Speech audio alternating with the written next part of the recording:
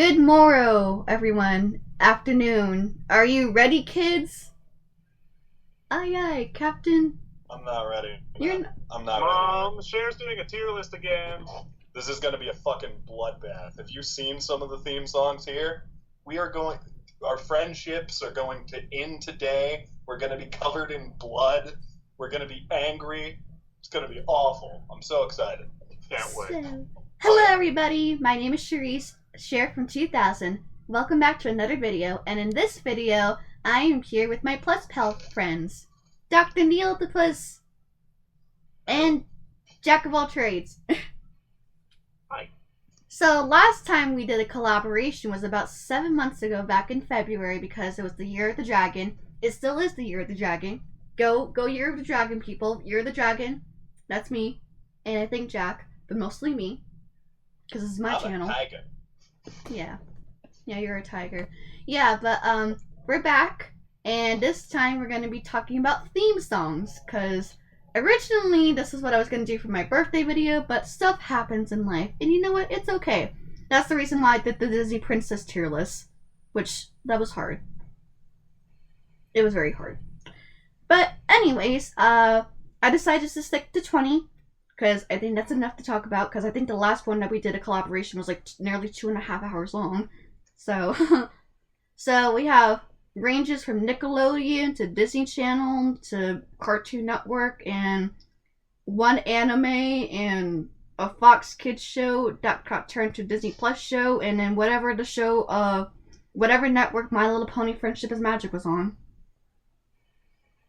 Yeah. For all of my fellow Ranger Nation members, pour one out for the Mighty Morphin theme. Oh. So this is Does that count as animated? I don't. yes. Yeah, it's not animated, but I Yeah. love it. It's one of the best theme songs ever, if nothing Yeah. else.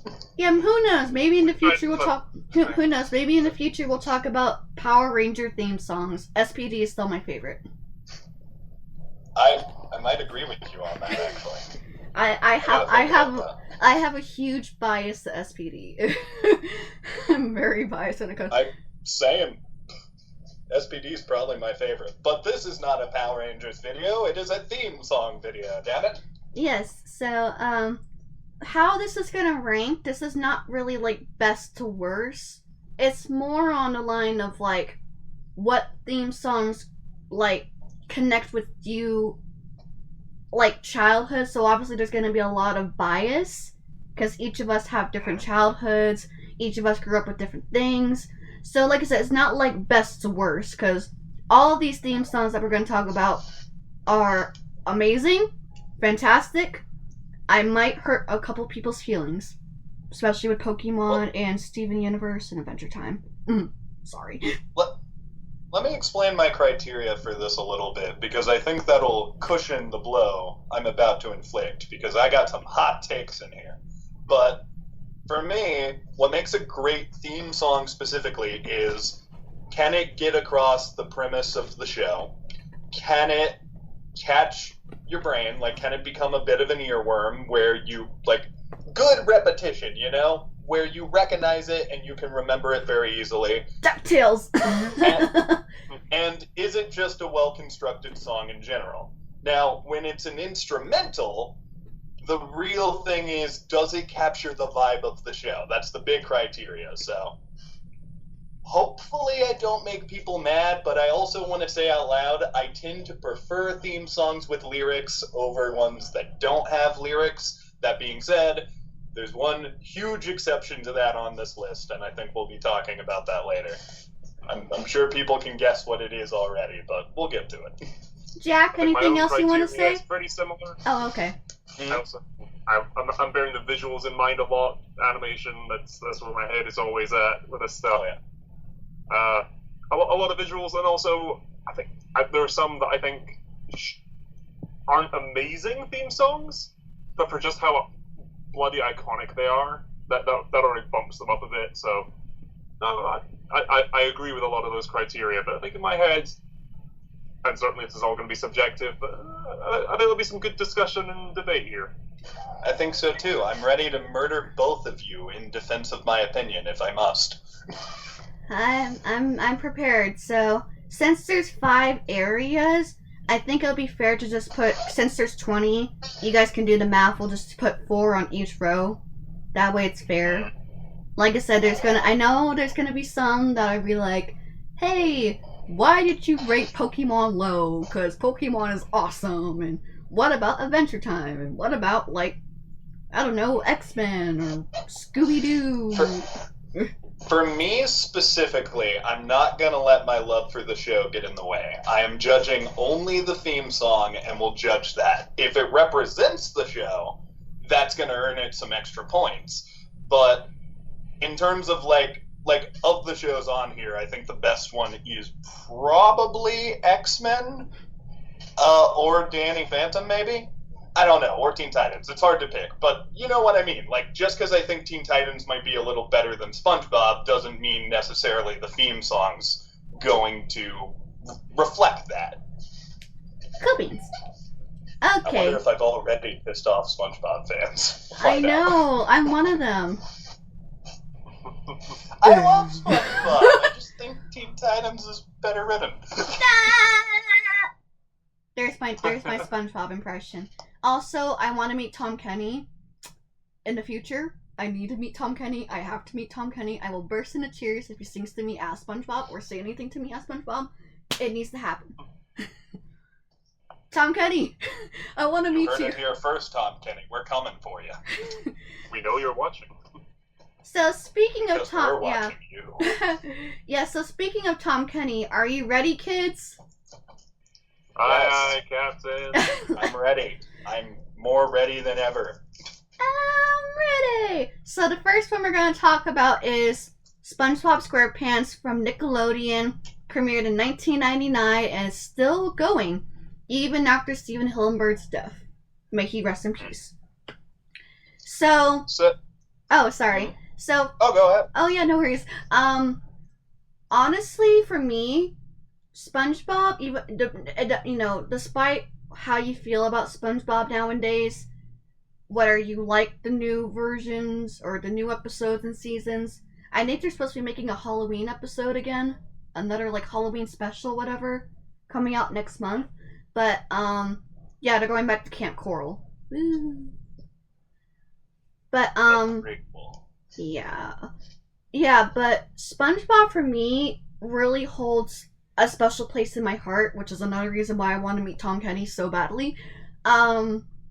Just a background. I was born after SpongeBob, so probably like near the end of season 1, season 2-esque. That's when I was born. You could probably guess when that year is. I mean, it's in my YouTube title or my YouTube channel name. But my parents told me, and I quote, not verbatim, when I was an infant, whenever I heard the SpongeBob SquarePants theme song, I would bounce up and down on the floor. I am not kidding. I would be bouncing up and down on the floor, making cute baby noises. I even had a SpongeBob birthday theme when I was 2. I took a picture with SpongeBob for my sweet 16th birthday.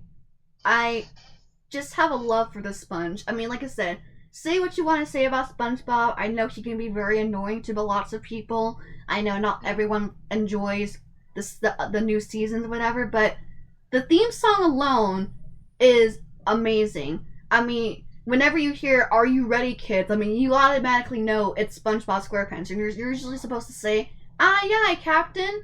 And I also like listening to the SpongeBob theme song without the words, so instrumental, because it's just as good, in my opinion, without the words, because I have nostalgic memories. I have the entire season of season 1 and 2 of SpongeBob SquarePants on DVD, and whenever they played the menu, they played the instrumental version of the theme song. So for me, it's kind of S tier, but I don't mind if it's A or B. So, anyone else want to go? So here's the thing. I too believe that SpongeBob is a classic theme song, one of the greats, perfectly gets the tone of the show right out of the way. Like, you watch the theme song, you know what you're getting in for with SpongeBob. It's got some very catchy lines. The beat's good. I really like it. It's like a perfect song for a comedy show. That being said, I think there are better. I I wonder, like, should it get S tier? Because it is one of the greats. I agree with that. But is it better than the other things on the list? That's where I am. Jack, give your opinion, because I'm split here. I think that S stands for sponge in this case. I think this is... there are definitely theme songs here that are, I think, better than this. Mm-hmm. But it's SpongeBob. Yeah, Everyone it is. knows the lyrics. You at least know the chanting of the name of the show and main character. You hear that, "Are you ready, kids?" It That was a good impression. hype you up is the wrong phrase, but it kind of hypes you up for the show. It gets you ready. It is Gets you ready for deliberately. I was trying to track down the source of this, but it's something that gets parroted a lot online. I'm sure there is an interview where it was said. I couldn't find it, just briefly searching there. But it's one of those things always sort of shared around online, is that they deliberately wrote this theme song to annoy the parents who are sat in the room when it's playing. Oh, so that's why I was if bouncing that up was and the down as a intention, child. They succeeded. It did what it was meant to. It encapsulates a lot of the energy of the show, a lot of the humor of the show. With it's hand drawn 2D, but here's the live action. There's the mouth tracking on the pirate frame. Oh, I heard rumors Here's that someone said that that's actually Steven Hillenburg's mouth. That makes sense. Yeah. That would track. They've got the like cutout photo bashing of the news anchor fish. It shows off the absurdity of the show very well, I think, and for its iconicity primarily. I'd accept a high A though. It's kind of SpongeBob by fire. Like, when you're listening to this, you see all these cuts, you hear all this nonsense being yelled at you, like literally nautical nonsense. I think I gotta agree. Like, arguably, there are themes here that are much better. But, like, in terms of, like, impact and in terms of what is a theme song, I think SpongeBob kind of fucking nails it, honestly. So I'd say S. I think there are some things that should be higher in S, but, like... Right. Yeah, I think for now we can put it in, I think we can put it in S. If we do feel there's other theme songs that are better, we'll still leave SpongeBob at S, but we'll move the other theme songs forward and kind of SpongeBob a little bit back. That way it's a little bit fair. But like I said, I think, like, for me, like I said, SpongeBob really connected me and my dad. We watch it together. We still watch it together to this very day, even after, like, 25 years of SpongeBob, which, God, that's a lot of SpongeBob. Have any of y'all seen that time where, or actually, it was this year, SpongeBob was hosting, like, the Super Bowl this year, I think? Or they were involved in the Super Bowl? I saw some stuff from that. I think I still have nightmares about that, because they kind of look creepy to me. They look really uncanny. And then they hosted the Kids' Choice Awards this year, from what I've been told. I have heard awful things about that Kids' Choice Awards, I'll be honest with you. I've heard it's the worst one. How do you guys feel? How do you guys... Yeah, how do you guys feel? What was that, Jack? Oh. I'm in the UK and don't watch that. Oh, okay. That's right. You're lucky this year, but you missed out on Jack Black. Yeah, but how do you guys feel? Well, probably Jack, you might not know this, but with the exception of 2008, because Avatar: The Last Airbender won, how do you feel about SpongeBob winning every single time for Best Animated Show? I think honestly, it's rigged. I think Nickelodeon is not biased at all, and those are factual numbers right there. Factual numbers. Like, seriously, like, how does SpongeBob beat, like, maybe with the exception of the Lad House, but, like, Gravity Falls was nominated at one point. How did that beat SpongeBob? Because it's Nickelodeon's competition show, and they want their own thing to win, I guess. That's just a lie, though. SpongeBob isn't better than Gravity Falls. That's just a lie. Yeah, like Gravity Falls was nominated at one point. Phineas and Ferb was nominated at one point. Steven Universe was nominated at one point. I think Teen You know, Titans Go was I'm nominated. noticing. I'm noticing the one time SpongeBob lost, it was to another Nickelodeon property. I wonder if there's a correlation there. Interesting. My tinfoil hat is out of reach, but I would grab it. So for now we have S for SpongeBob. Alright, that feels right. Oh, also I forgot to say, on my TikTok, I actually played the SpongeBob SquarePants theme song on the keyboard. Just like this next entry, which is Rugrats. So Rugrats is one of the original Nicktoons that premiered in 1991. Its initial run was 1991 to 1994, I believe. And then they came back right around the time the first movie came out, which was 1998. Then they had, like, the later seasons. But we're mainly going to focus on the original one, not the one from, like, the later seasons or the reboot. I don't really care about the reboot. I mean, I have not heard the reboot's theme song, I'll be honest. It's more like a tech, like, new era type, where, you know, like, the stuff that we're in now. It's kind of like that. Is it the same song, but like a cover? I guess so. It's still the same, but it has more tech stuff to it. Or a remix, I guess. Yeah, it was more like a remix. But for this, we're only going to focus on the original. So I'm biased here and feel like my opinion should be ignored. I really like Rugrats. And, like, in terms of opening title sequences, I think Rugrats has one of the best that, like, sets up the show pretty well. That being said, it is just an instrumental. It gets off the vibe of the show really well, and it's kind of, like, more chill than some of the other things on this list. So the fact that it pulls it off that well without, like, extreme chords or, like, this rocking beat, like, that kind of... I feel like that should be appreciated a little bit. If I was following my heart, I'd put it in S, but I think it deserves A or B, honestly. Yeah, I'm gonna hard counter. As a kid, I did not watch Rugrats. I was put off by the art style. I realized, like, looking at a lot of this list, I didn't watch much Nickelodeon. I tuned in for SpongeBob. I tuned in for hell yes, I tuned in for Avatar: The Last Airbender. But I didn't watch much Nickelodeon stuff. I always tuned over to the Cartoon Network or Disney Channel or Boomerang. So Rugrats, well, I am familiar with it. We had, like, VHS tapes of it in school and stuff. I didn't watch it.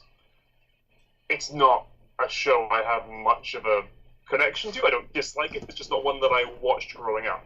So rewatching the theme song just before we recorded, the animation is fantastic. I love the, like, Tommy's perspective shots and everything through the mirrors and really low angles. The sort of distortion on a lot of it is great. It puts you literally in the frame of reference of these kids, which is what the whole show is. Yes, the music is great, it fits the vibe, and not much happens, it's just the kids playing around and being kids, but that's the show, so yeah, it does it very well. I do think there are intros, so unlike SpongeBob, where I'm like, this is so iconic, this is the SpongeBob theme song, there are things I think are better, but it's SpongeBob. Here, I'm like, this is good. There is stuff that's better, and it's, to me, just missing that iconicity. I think if I was to stand in the middle of my local shopping centre with a boombox and play the Rugrats theme, I would get way weirder looks than SpongeBob. People would recognize SpongeBob, I feel. Significantly fewer people would recognize Rugrats. Well, here's how you help with that. You wear a blue shirt and a diaper, and then everyone will get it, Jack. You definitely won't be arrested. Everyone will just know what you're going for. Is there something we should know, Neil? Did you do something similar? I mean, I've never done anything similar, but I will say during a dare-off once, I dared my friend to go to the corner of the street in a diaper and hold up a sign. And he did it. Okay. Good thing we're not doing that now.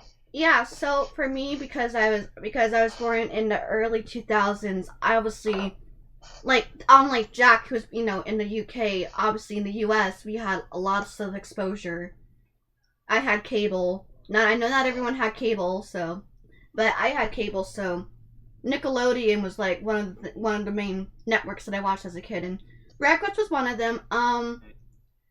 Honestly, I think I really like the theme song. I think it's just so cute. I don't know why. Maybe it's because it's babies or whatever, but I just think it's so cute and how they kind of like run amok and that scene that near the end now that I'm grown up near the end where Tommy in the bottle with the mom and dad and yeah. I think they're implying something there. Just saying. I don't think that's an innuendo. There are innuendos in Rugrats, though. Get your mind specifically out of the gutter, Sher. Okay, I know. Yeah, Cher, get your mind out of the gutter. None of us are dirty in this video. None of us are ever dirty. No. Like, look right here. Look at the thing. Look right here. Look, Tommy has the bottle. It's a bottle. There's nothing weird about it. Degenerate. I'm sorry, he has the bottle. I don't know, man. But anyways, oh, do you want to go? Yeah, no, I mean, I think it's cute. I played the Rugrats theme for the anniversary because I thought it was really cute. But other than that, I would like watch Rugrats every now and then, just because. I think I actually remember at one point I went to Nick Jr. and they were playing Rugrats on Nick Jr. I'm like, huh. Because they're babies, right? Is that why you had Rugrats on Nick Jr. at one point? I'm like, what? But I do not think Rugrats should be on Nick Jr. given some of the episodes, just saying. But I think Jack nailed it on the head. Like when he mentioned, oh, they literally put you in the perspective of these babies. Like, yeah, that's why I think it's one of the best title sequences of all time, one of the best starts to a show. But if we're judging the song, and just the song, I would say probably B, but if we're including title sequences, which I guess we should decide right now, I'd say A.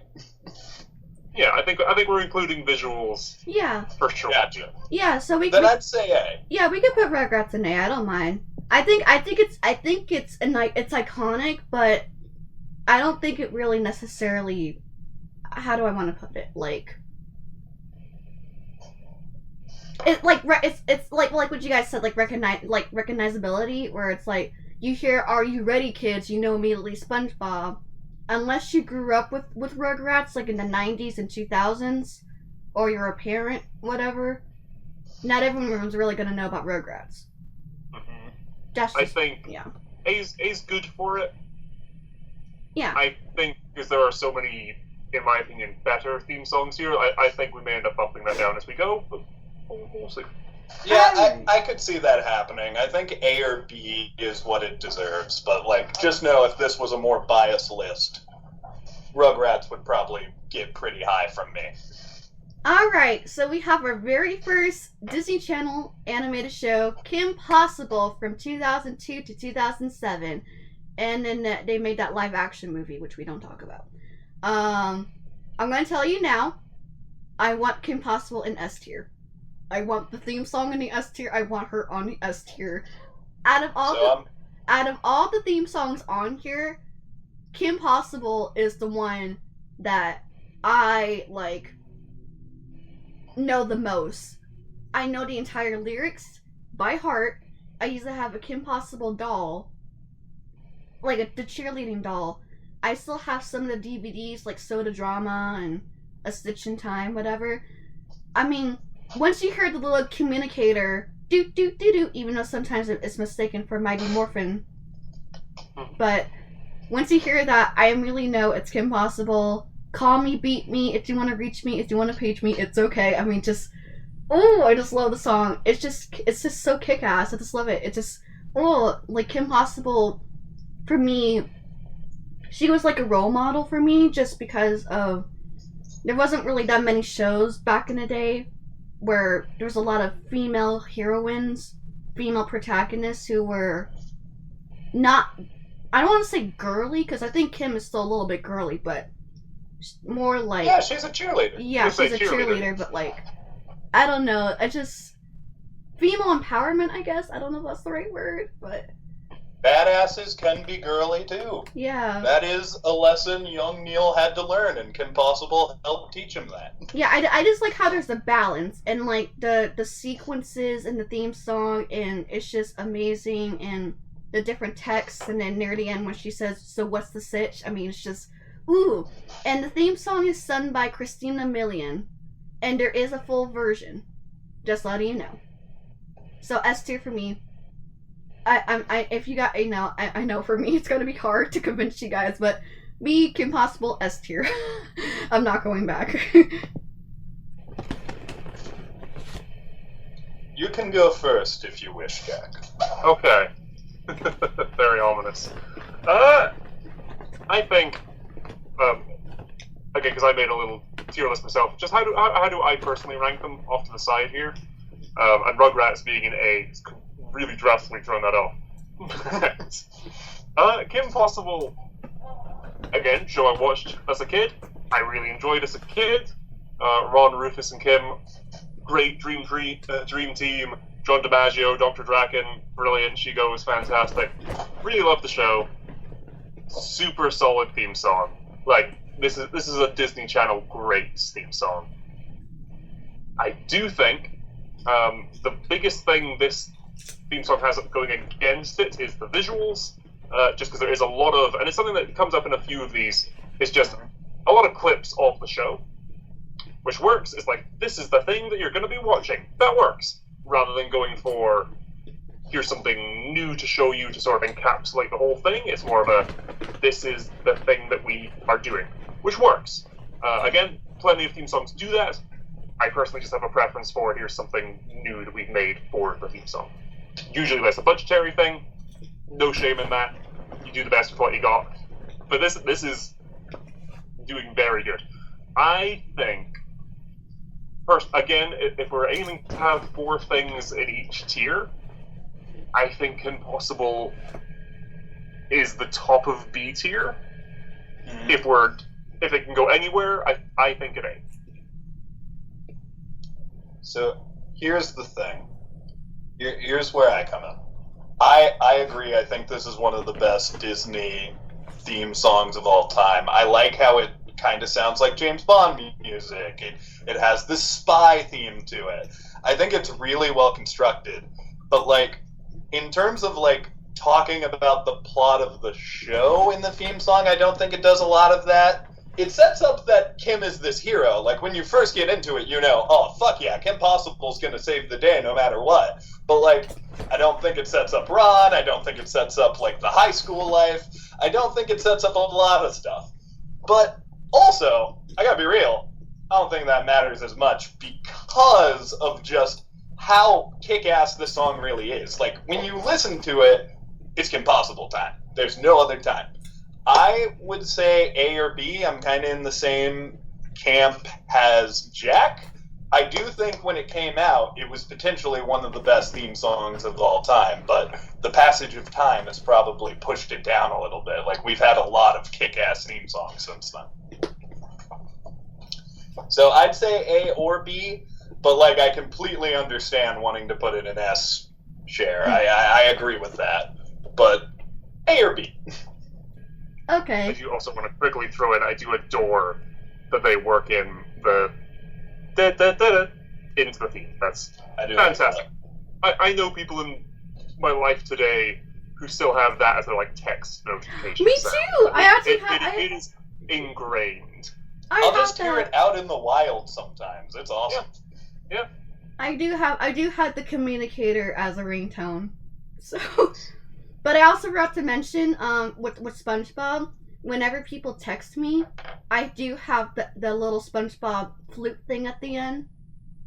And I also wake up with the SpongeBob air horn thing. So, yeah.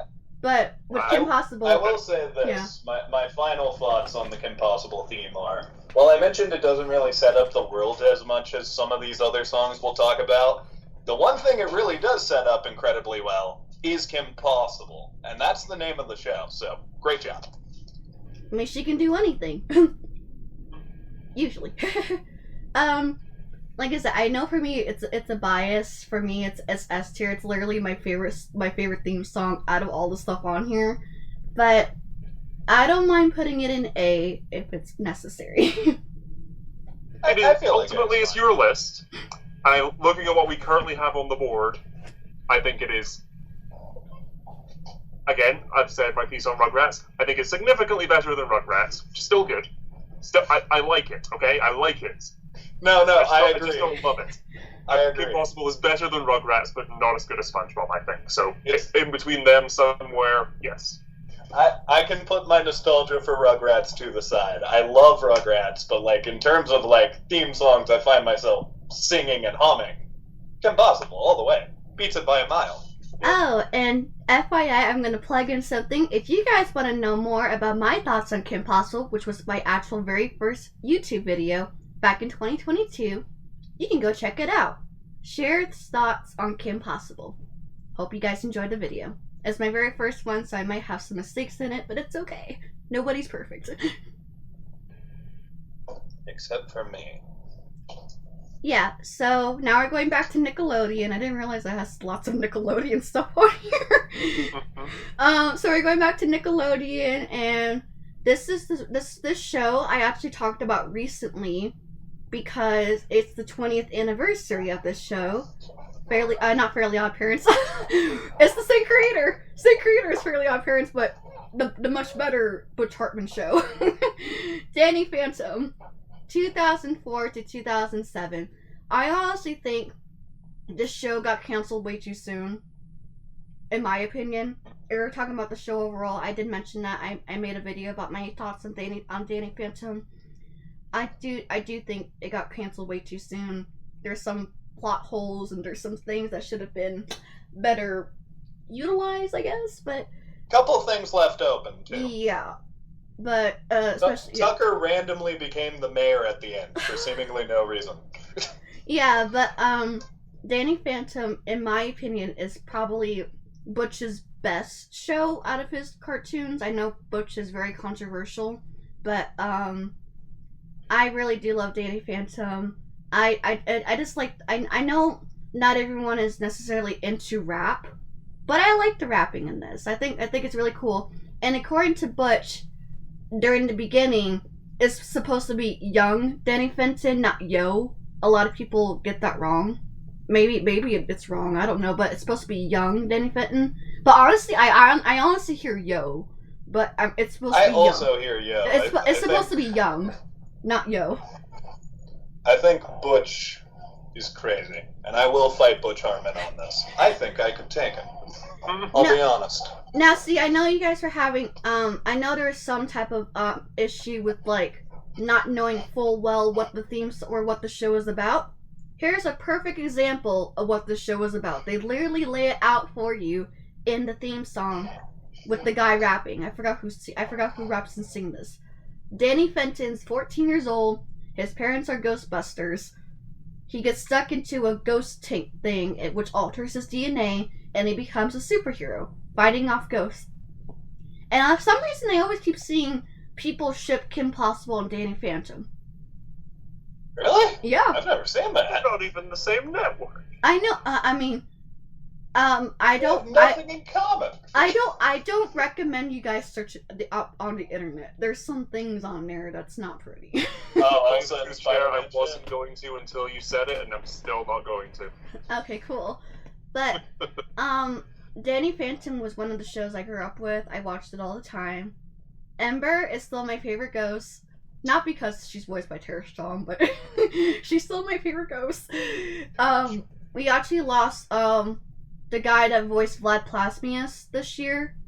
I was I sad. heard about that. I was sad about that, but anyways, the theme song I think really gets to the niche of what the show is about, and like Kim Possible, Danny can kick butt, and I like it. As far as ranking, that's a tough one because for me, like I said, like the first 5 theme songs we're gonna talk about are technically in my top 5, but I don't mind putting Danny Phantom in A or B.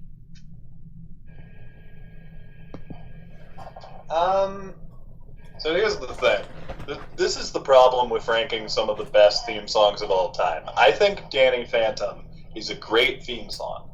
Is it up there with something like SpongeBob or Kim Possible in terms of, like, iconic? I don't think so. And I don't mean that as, like, oh, this theme song is shit. No, this theme song's fucking awesome. I hum it more than half of the things on this list, honestly. But like, when it comes to, like, representing the series, I think it's great. When it comes to, like, the visuals in the intro, I think it's pretty good, too. The thing is, and this is just where I lie on it, it's not the best song in the world. It's not bad. It's not bad at all. It's just, like, I like Kim Possible better. I do. And I do like this song. I love the visuals of it. I just think there are better. And with tier lists, that means it's probably going to get a little lower. Either B or C. Even though I do think it's great, and I do really love it. I'm on the same page with a lot of that. Outright, I think this is a B for me. I also had Kim Possible in B though for framing. This is a show that I watched every episode of, and I watched a lot of, and I did enjoy. I agree on the iconicity of it. I do like rap. I don't love it. And having not memorized all the lyrics of this theme song, whenever it does come into my head, it is just rapping. It's just that bit. It's just that bit that I know, and it's a good bit. Layered like whispers and stuff. It's good and off kilter. Atmospheric's the wrong word, but it does give you sort of the tone of the show and the visuals of it, and it's great and it's stylized. Lots of issues with Butch Hartman. Death of the author. Let's ignore that. He made this product. Let's just judge this product. It's good, and I like the style. Not a massive fan of the song in and of itself. There are stronger ones here. Oh yeah. But it's good. I have, aside from not being a massive rap fan, I still like it. It's a B for me. I will say, just to give Danny Phantom a couple extra points, I do think it's really cool that they include Danny's power set in the song. Like, talking about how he can walk through walls, disappear, and fly. He's much more like, unique than the other guy. Yeah, like, literally, you listen to the theme song and you know pretty much everything Danny can do. They even talk about Sher-defying, which is, I believe, when he possesses people. It's a well-constructed song. It has a lot to do with the plot. I just think if we're viewing the song on its own merits, it's okay, pretty good. It's just not one of the all-time greats. It is, like, I think one of Nickelodeon's definitely. Oh yeah, I won't say greats, but definitely better Nickelodeon themes. One of the best Nickelodeon. Sure. But, and again, drawing from my own childhood, I was more Disney and Cartoon Network, so it's good. I have no qualms with it. There are better things on this list, so it can't go to S. You know, it's gotta be further down. Yeah. I'm fine with the B. Yeah, I mean, I don't mind putting it in the B. If this was strictly Nickelodeon theme songs, it would definitely be higher. I think so. I agree with that. But because we have other ones on here, which the next one we're gonna talk about is also part of my S tier. I'm gonna put Danny Phantom in B. I know lots of people love Danny Phantom. I literally just made a Danny Phantom video like 5 months ago talking about the 20th anniversary. But, you know, it may not be for everybody. And that's okay. At least he's going ghost. It's that time of year again anyway, so. Alright. Yep. Our very first... This one's gonna get dicey. Our very first Cartoon Network show, Teen Titans. We're talking about the original. We are not talking about Teen Titans Go. I do not like Teen Titans Go. I wish they came back with a season 6 of the original Teen Titans. I thought they were going to, because I thought there was that tease near the end of the movie of Teen Titans Go, but I was fooled. And I'm sad. They did like a crossover special where they had the original Titans. I was like, oh, okay. So, Teen Titans came from 2003 to 2006. They even had their own little movie special, Trouble in Tokyo. And the theme song is sung by Puffy Yamayumi. They're Japanese. And fun fact, whenever they have two versions of the theme song. So whenever it's serious, it's the English version. Whenever it's goofy and funny, like that one episode where they become animals by Mumbo Jumbo the magician, it's the Japanese version. Just thought I'd let you guys know in case people didn't remember. Plus, I have the Teen Titans are. I have a Teen Titans like art photo that's staring right in. Like Starfire is staring into my eyes, and I'm scared that she's going to beam me if I do not put her in a certain area. Like Starfire is kind of creeping me out. She is creeping me out right now. But I love Teen Titans. I watched it when I was little. Again, there's a lot of nostalgic factors into some of these cartoon theme songs. I dressed up as both Raven and Starfire. I did Raven for Halloween about almost 10 years ago. And then I dressed up as Starfire for Comic-Con. And it was really fun. Cool. I don't like putting contacts on. I will never put contacts on. I'd rather edit myself having weird eyes than actually putting contacts because I don't like anything in my eyes. But I'm going to try to stay on topic. Teen Titans, I think that guitar riff is just amazing. I think Amiyumi does a fabulous job with both the English version and Japanese version. And, you know, Teen Titans, go! I just think it's kind of cute. Plus, again, like with Kim Possible, this is one of the very few theme songs that has a full version. And if you listen to the full version, it's pretty kick-ass. For me, again, I'm very biased. It's probably S or A for me, just because I just love the aesthetics of the theme. I love the music. I don't like with SpongeBob. I like to listen to it with instrumental. I just think it's pretty powerful. It just gets you right into the show. So for me, it's either S or A. I'm fine with either or. So, theme songs and talking about them is kind of something I like to do on my streams a lot. Like, I like to ask people's opinions on them. And because of that, I've been asked, what do I think the best theme song of all time is? And my answer is, and has been for a long time, I don't know, probably Drake and Josh, Jimmy Neutron, or Teen Titans. One of those. And I gotta be real, I feel like Teen Titans for sure needs to be an S tier for me. Like, when you think of the visuals of the intro, that's an experience. Just watching all the moving letters, but seeing the silhouettes of the characters, and the colors are cool, and, like, it's fucking awesome, and the music fits it perfectly. The song itself sets up the show really well, tells you who the Teen Titans are, essentially, breaks them all down, and it just... I love this theme song a lot. I think it's really well crafted. The lyrics really, really just get you in the mood to watch Teen Titans. And, like, just looking at that logo and that image that we have on screen right now, like, I hear it in my head just looking at that. So, like, I think S tier, personally, but, like, I could also accept A. But I just want it to be said that Teen Titans has, if not the best, one of the best theme songs of all time. And when we get to Jimmy Neutron, I know no one else is going to agree with me, but I'm going to campaign for that one, too. You want a croissant? Teen Titans. Mm-hmm. Yeah, it's fantastic. Of course it is. For me, this was the top of A for me. I think the visuals, it's simple, it's stylistic.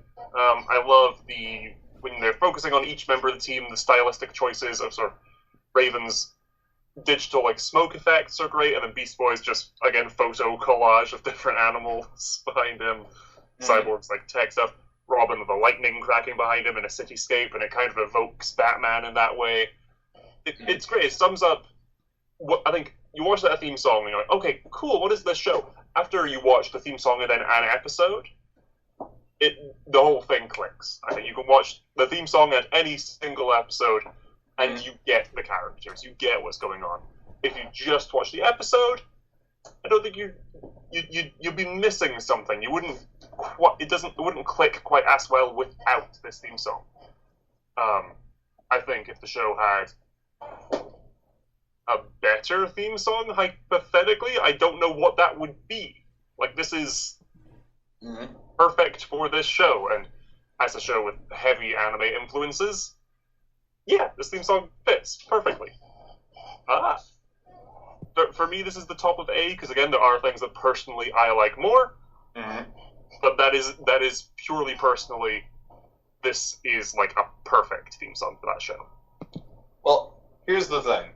We agree. We all seem to agree that this is up there with SpongeBob in terms of like theme song quality. Here's the big question: is it better? Because I am going to look. I'm going to throw the nostalgia away for a minute. I'm going to throw away the fact that it's related to SpongeBob, one of the longest running shows of all time, and it's perfect for that. Teen Titans, to me, is just a better song.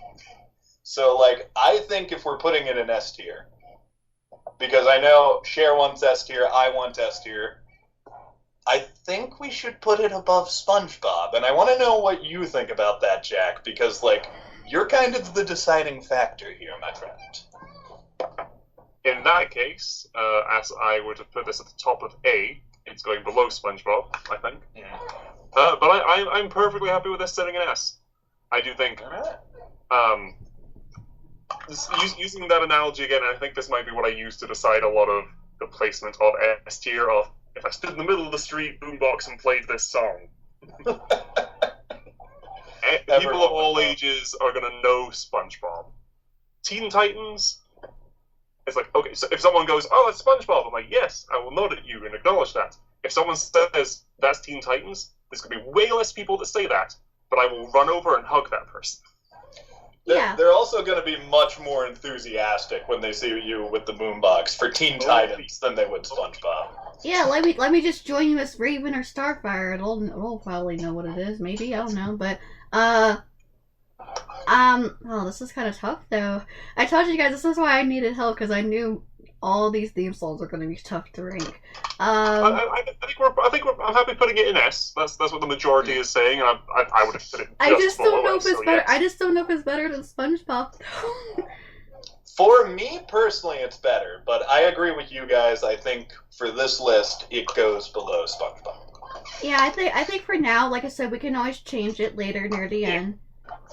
We'll just put Teen Titans right behind SpongeBob. I mean, I know that's probably gonna be like, why is SpongeBob first of everything? It's not always about SpongeBob.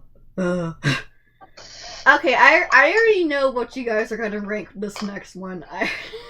I'm sorry, man. I already know where you guys are gonna rank this. I already know. I know. You don't know anything. You may be surprised. I have a feeling I know where you guys are gonna rank this next one because you guys. Where are we gonna rank it? Tell us. So because I still have the back of my mind that you guys were not nice to Spike in my dragon video. Okay. Spike deserved it.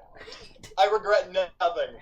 But I want to hear, where do you think we're gonna put My Little Pony? Because my answer might surprise you, or it might not. I mean, My Little Pony. So My Little Pony has been around since the 80s, but for this one, we're going to talk about Friendship is Magic. So Friendship is Magic ran for 9 seasons from 2010 to 2019. I was still honored to meet Tara Strong, even though she didn't do, she did Bubbles, which when we talk about Powerpuff Girls, that might be a different story, but, which you know, just, I don't know, I was like 9 or 10 when the show came out, so again, that nostalgic feeling, and I just think Friendship is Magic really has evolved to more than just a girl show. Like, there's bronies out there that watch Friendship is Magic.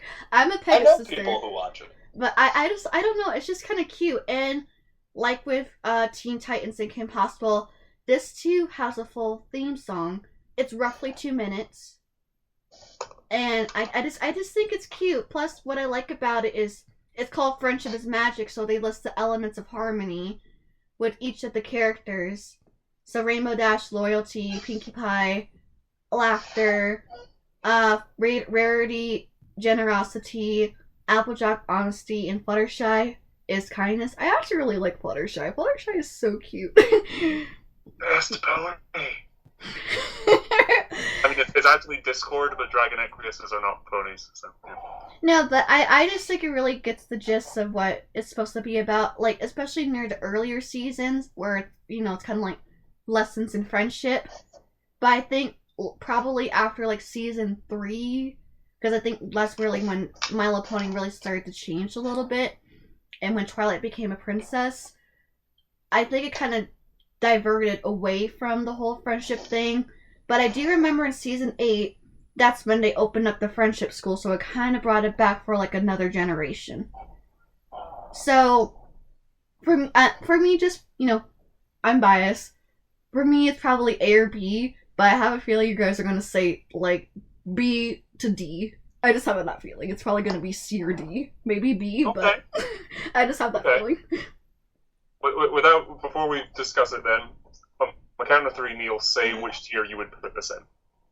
Okay. Okay. 1, 1, Two. 2, 3. B. B tier. Oh, hey! Really? So, You so guys, here's you I the love think this show. B I tier? don't like Spike, but I love this show. Oh, Look, oh my here's gosh. the thing. I don't give a shit about My Little Pony.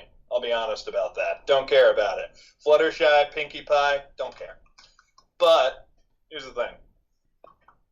I said I would be throwing nostalgia to the side for this, and my own personal opinions on the show don't matter. What matters is the theme song, and I have to say, this is probably a perfect theme song for My Little Pony. Like, it's exactly the tone you want it to be. I might not give a flying fuck about the show it's representing, but it represents that show well, and I have to acknowledge that. I think it is B tier. Whether or not it ends up being low or high B tier, we will find out.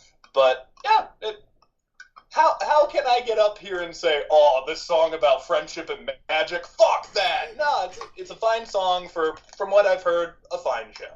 Oh, okay. Now I feel a little bit better. I'm like, oh, I'll deal with B tier. Okay, I'm okay with B tier.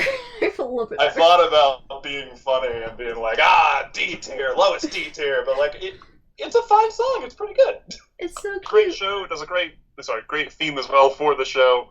I love that the beginning of it is the slower My Little Pony. Yeah, they were kind of How the emphasizing. original theme song Yeah. was. They start off with that, and then kick up the music, amp up the tempo, and you're like, no, this is the modern, this is the newer one. I think a good comparison. I don't know if you've seen it, Neil, but how I say, having not watched all of the original series, this is like what She-Ra and the Princesses of Power is to She-Ra. It's like there's the original My Little Pony show, which is what people think of when you say My Little Pony. Mhm. And then there's usually the newer, it's not as new as She-Ra and the Princess of Power, of course, but this is the newer one. This is like, okay, we're going to actually like spend time developing characters and telling stories and putting in effort to do more than sell toys. I've seen one episode which focused on Rainbow Dash. I believe it was about her learning to fly faster or something. Sonic But Rainbow. I gotta be honest, I said this before to my friend who really wanted me to watch the show. I like the show. It just wasn't for me. That's my opinion on My Little Pony, and I do really think the theme song is perfect for what it needs to represent. So yeah, B tier all the way. I'm fine with that. Yay! I really love you guys now. Do you guys think it's better than Danny Phantom? Now, see, my bias is wanting to come in here now, but But we've already agreed on B, so let your bias wreak havoc within the tier itself. Go for it. Yeah, Ghost I'd say versus lower than ponies. Danny Phantom, for me at least.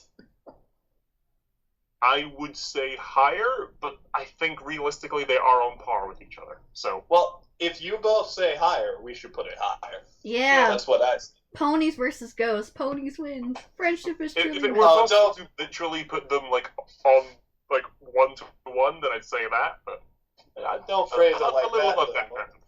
Ghosts beat ponies any day, in my opinion. Yeah, friendship. That's like, would you rather play Wii Horse or Luigi's Mansion? The answer is obvious. Fair. All right. Yay! I feel a little bit better. Friendship is magic. So now we go back to Disney Channel and we're gonna talk about Phineas and Ferb, 2007 to 2012, and are gonna come back for a revival of Phineas and Ferb. It has been confirmed. They Cautiously better not optimistic. change the theme. Yeah, 104 days of summer vacation, even though they have over 100 episodes. So Yes, it feels longer. And they had a Christmas special, so I don't know how that works.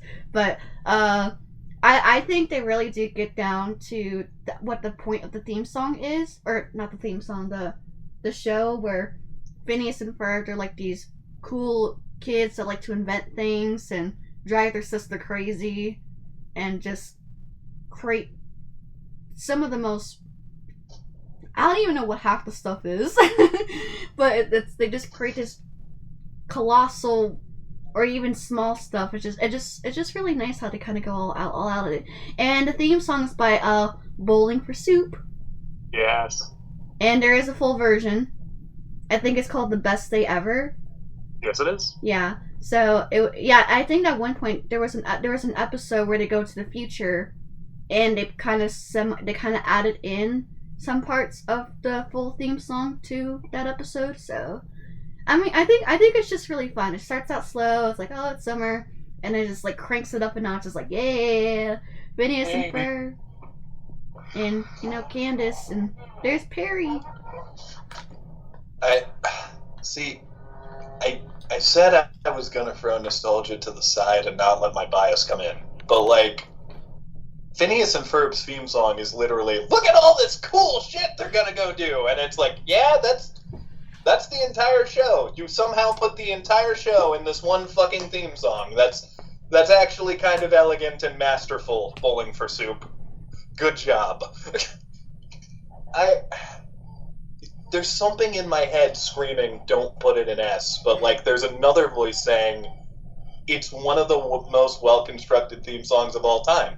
Like, you know what Phineas and Ferb is right after you watch the show. You know pretty much everything you need to know about it. And can I, in good conscience, not put a song that features a monkey getting a shower in S tier? It's either really high A or S tier for me, but I'm gonna let you guys figure that out. It's an S for me. Yeah. Oh, thank God. Oh, thank God. No, yeah, it's the Phineas and Ferb theme song. Like, this is one where it's a newer show than SpongeBob, but again, using that analogy, people will recognize that shit from either watching the show or from all the like online cultural influence, I guess, that it's had. Like, this show, something I find really interesting. I forget the correct like scientific word for this, but it's redefined like a lot of things to the point that people will say, "Oh, if I had a nickel for every time X happened, I'd have 2 nickels, which isn't a lot, but it's weird that it happened twice." That is not the meaning of that phrase. It's, oh, if I had a nickel for every time that happened, is meant to refer to something that happens all the time. Mm-hmm. But because of that line and across the second dimension, nowadays, anyone our age, younger, a few years older hears, if I had a nickel, they picture Doofenshmirtz Schmertz and go, oh yeah, I'd have 2 nickels, which isn't a lot, but it's weird that it happened twice. It's such like a cultural touchstone.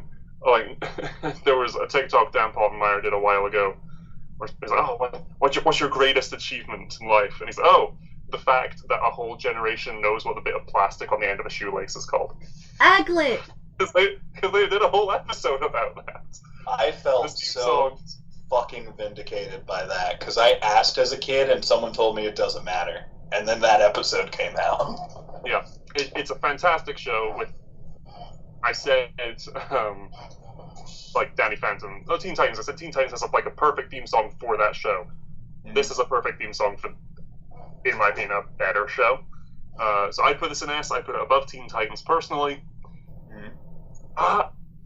And I love that it's this long list of things that we're going to do in the show. And it's always cool when they get to points in the show when they actually do it. The one that sticks in my mind is, I forget the actual premise, but they're making like a jungle hotel thing. And Candace just comes in and sees Ferb in the bathroom and is like, are you giving a monkey a shower? And he just looks, it's like, it had to be done. I remember the one where, like, it's either them or Doofenshmirtz, but someone makes nanobots, and they're like, all right, Ferb, mark that one off the list, and then someone's like, now all we gotta do is find Frankenstein's brain, and Buford's like, yeah, I have that. That's in my air balloon. Yeah. Yeah, that's nice. That's cute. I actually do agree. I think probably S or A. I still, for me, I like the Kim Possible theme a little bit more because again I'm biased, but Okay. I don't know, man. S or A.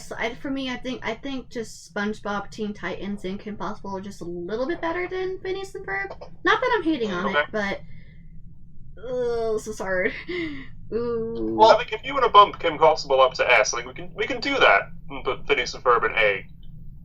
Yeah. Bearing in mind I will be pushing hard to rearrange that once we have a full view of the list. Okay. I definitely think Phineas and Ferb deserves S. Like if everyone else was like, no, it's an A, I was gonna relent, but honestly, it's just so well constructed. Like I can't really think of a better comedy show theme song, really, except maybe Fairly Odd Parents. But like even then, I think Phineas and Ferb might be a little better than Fairly Odd Parents. Oh yeah. I think for like I said, we'll probably rearrange this later. For me, like I said, I probably would put it like in A only because for me the bias with Kim Possible. Like I think Kim Possible is better, but we'll go over it near the end and then we can just rearrange it. So ultimately, this is your list. We're just consultants. yay! I veto your guys' stuff. Fair, honestly. Okay, so another great Disney Channel show, Gravity Falls, 2012 to 2016. Did they say? Oh, Jack.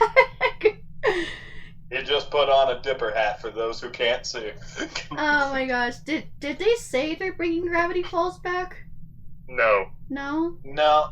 Oh. Alex Summer ends. That was the point. Which is Alex sad. has That been is the point. hinting there could be some sort of new thing in the universe, but Dipper and Mabel's story is over from everything I've heard.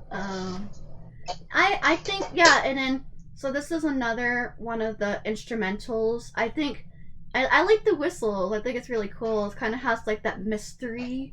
We're also going to be talking about another mystery show coming up, but I just like that mystery aspect and like it's kind of like going camping. You go camping and it's like, ooh, what all this mysterious stuff and what are these books and what do they mean and what are all these creatures? And I actually like the part near the end with Bill Cipher, and I know he says I'm still here, but it's reverse. So I thought that was a pretty cool type of Changes. yeah. Oh, it changes. That's right. From what I remember. Yeah. So here's the thing. I said earlier that I believe that theme songs are better with lyrics, but there's one exception to that on this list, and it's a huge exception, and that is Gravity Falls, ladies and gentlemen. I don't know what it is about these notes put together that put me in that place of wanting to solve a mystery, but oh god does it. And this show, I feel like the title sequence is a masterpiece in and of itself, like focusing on the mystery shack, what's it called? The weather vane? Whatever that is? Weather vane, got it. Yeah. Showing little pieces of like the show intermixed with like these new things specifically for the intro. I think it sets up Dipper's like conspiracy mind really well. It also perfectly sets up Mabel in the scene where she like plugs herself in and all of the lights come up on her sweater vest. I think this is. I keep saying S, and I keep feeling like I'm saying it too much, but like it feels like S to me, just because like it has to do all that without the luxury of lyrics, and I think it does it absolutely perfectly. Like, I could listen to the Gravity Falls theme a million times over and always be excited for the episode. But that is just the opinion of a simple Neil. Yeah, no, this is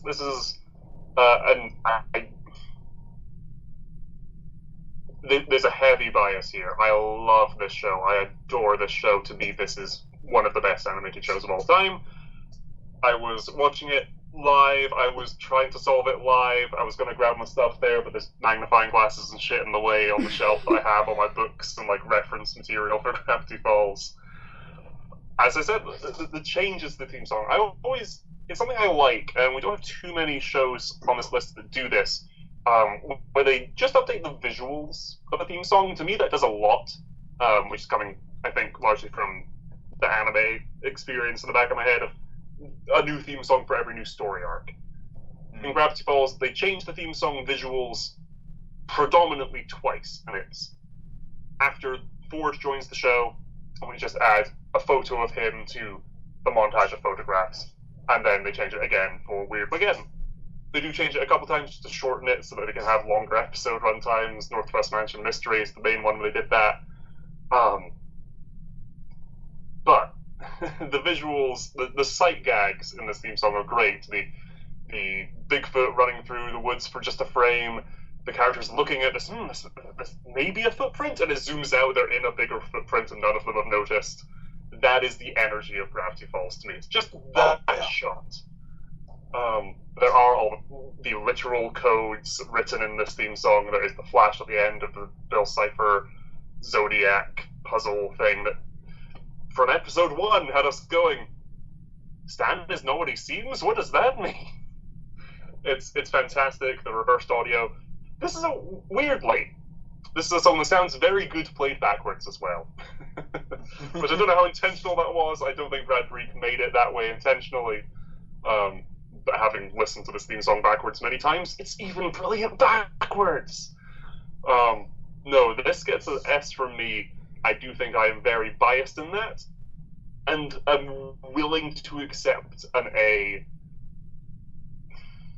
But I want it in an S. If it's my list, it's an S. It's not my list. Very good show. Fantastic theme song. The character animation, again, Mabel like turning with a light-up sweater, Dipper freaking out and dropping the candle, Stan just changing the eye patch and running with the cash register through the woods. It shows off the characters very well without, and again, this notably being an instrumental, it's just music, theme song, without a voiceover explaining it. There's no basic average girl here to save the world, Kim Possible. There's no Danny Phantom's backstory. It's just, this is the story entirely through visuals, and the music is just giving you the vibe of the show, the tone of the show. And I think that deserves praise. I'll say this. I think if Gravity Falls had different music, it wouldn't have worked as much with the title sequence it had. Like, I feel like you can't put lyrics on that with all of the stuff they showed. So this piece just is so well constructed. It really does feel like it represents the entire show, beginning, middle, and end. And that vibe is so perfect. Like, I love it, dude. I'm there with you. I am not as big a Gravity Falls fan as you, but I still think it deserves S tier just in terms of, like, what it is. I would be very interested to live in the alternate universe where, if you don't know, fun bit of Gravity Falls trivia for you, when they were coming up with the theme song, they went to a few different creators to see what they'd come up with. Ultimately, they went with Brad Breek, and a song very similar to his full song, Made Me Realize, is the title of that, and everyone's like, oh, this is the full Gravity Falls theme. It's not. Gravity Falls theme is a different track. But one of the other creators they went to for like, hey, this is the sort of show we're making, pitch us your theme song, was Neil Cicierega. Oh! May or may not be a name you recognize. No, he's the Potter Puppet Pals guy. He's the Potter Puppet Pals guy. He's the Ultimate Showdown of Ultimate Destiny guy. He almost did the Gravity Falls theme song, and you can find his version of that online on YouTube. He also ended up doing other songs for the show itself. The Love God episode, I think he did a couple songs that were playing that one specifically. And funnily enough, there was going to be, Bill Cipher was going to have a song in Weird-Mageddon. It was ultimately cut. But you can find the full song sang by Neil Cicierega over on his YouTube channel. I think I gotta check that shit out. Yeah, go check it out. He had a lot of involvement for Gravity Falls, even though he ultimately lost the race for the theme song slot. I'd love to see the show with that theme, but this is better. This is fantastic. This is tough. Now, Sher can let us down easy. Yeah, I know. I see, but I also, that's the reason why I wanted you guys on here, because I know, like I said earlier in the video, everyone has their own take on theme songs and which theme songs impact. What are you doing? Trying to hold that up. My hair's too long and the hat's too small and it keeps sliding. Oh, I thought you were signaling me to do something. I'm like, are you? I've got to just not move my head. Oh no, there it goes. But like I said, I like how everyone has their own take on theme songs, and some have more of an impact on other people's childhood or teenhood, whatever. Some probably don't. Me, gosh, y'all are killing me with Kim Possible, I swear. Y'all are killing me with Kim Possible, because that's literally my favorite theme song from this list. I love Kim Possible, but the problem is you've brought all of the greats out here today. Like, we haven't even talked about Powerpuff Girls yet. That's gonna go pretty high. I have a proposal. Let's abandon the idea of only putting 4 in a tier. Okay. I think we should. Okay. I think we should put them where we feel they belong. Because just looking at the version of the list I made, I've got 6 things in S tier. Oh man, okay. Yeah. I mean, I started off watching Gravity Falls because I was like 11 or 12 when the show came out, so I was like in middle school. But because of the hiatus of between the seasons, that kind of decreased my peak interest. Now I still watch like the finale, like Weirdmageddon. Woo, Weirdmageddon is amazing and twisted. So, I mean, every now and then I would think about Gravity Falls, but for me it doesn't really necessarily live rent free in my mind like SpongeBob or Kim Possible. You see, I missed out at being at ground zero of Gravity Falls. I saw a couple episodes, and then eventually, once I heard about how great it was, I watched the whole show. I wish I could have been there for trying to solve the mysteries. And if Alex ever makes another show like this, I'm there at ground zero. My understanding is he still has a deal with Netflix to do a show. That was signed a few years ago, and there's been no word since. But there equally hasn't been word that it's been cancelled. So he's still working on something for them at some point. Yeah. All I'll say is, after a friend of mine got Book of Bill and just told me about it a little bit, he makes another book, buying it day one. Oh, yeah. I want to get into this. But Disney yeah, made the mistake of making Gravity Falls books without him, and oh dear God, they are horrific. I agree with Jack. I think we should abandon the idea of only 4 per tier. I think Gravity Falls, and honestly for me, Kim Possible too, can both go into S tier.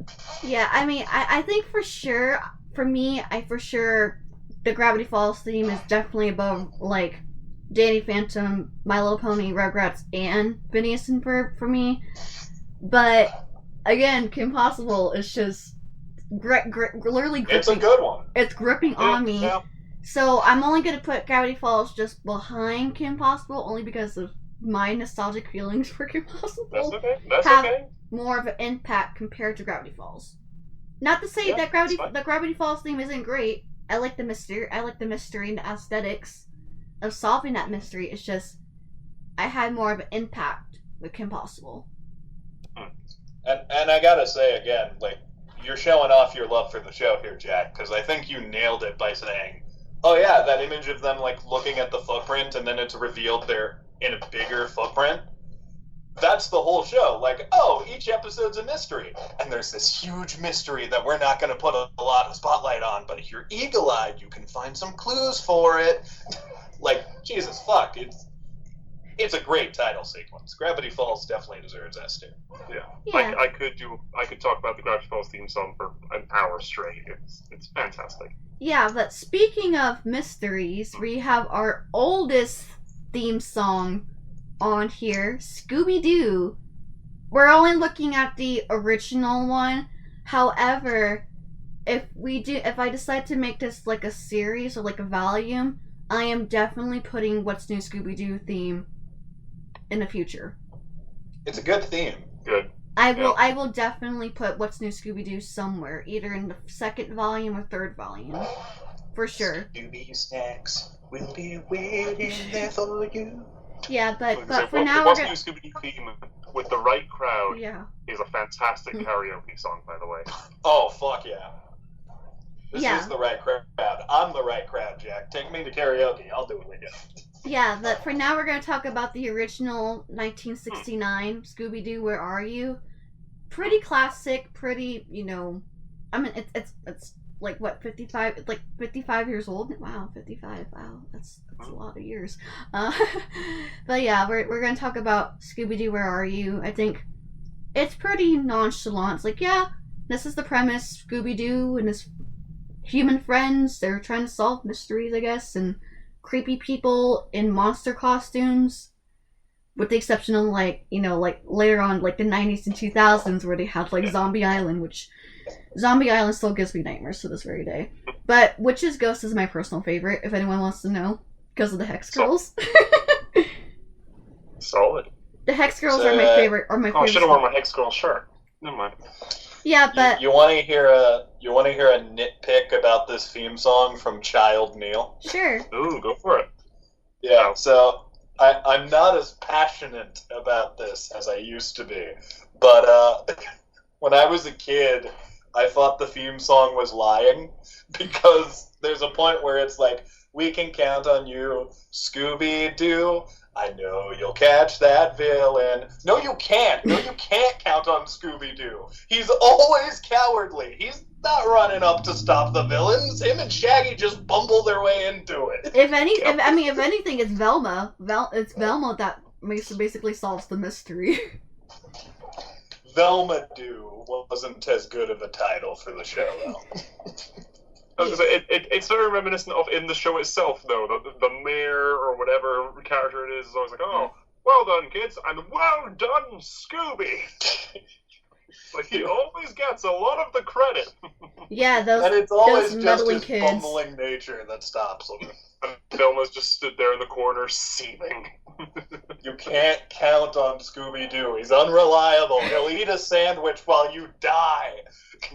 But that being said, I do like the theme song. Like, my nostalgia really comes in here. It's catchy.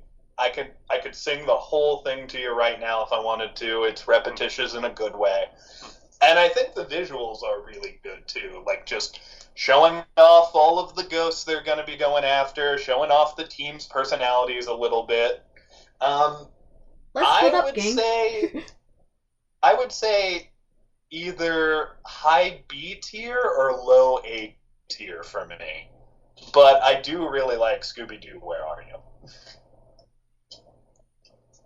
But there are bigger names about to come up. Yeah. I think, just in terms of, just for iconic, this is up there with SpongeBob, but I don't think this gets an S from me. For me, I'd put Scooby-Doo, Where Are You in the A tier.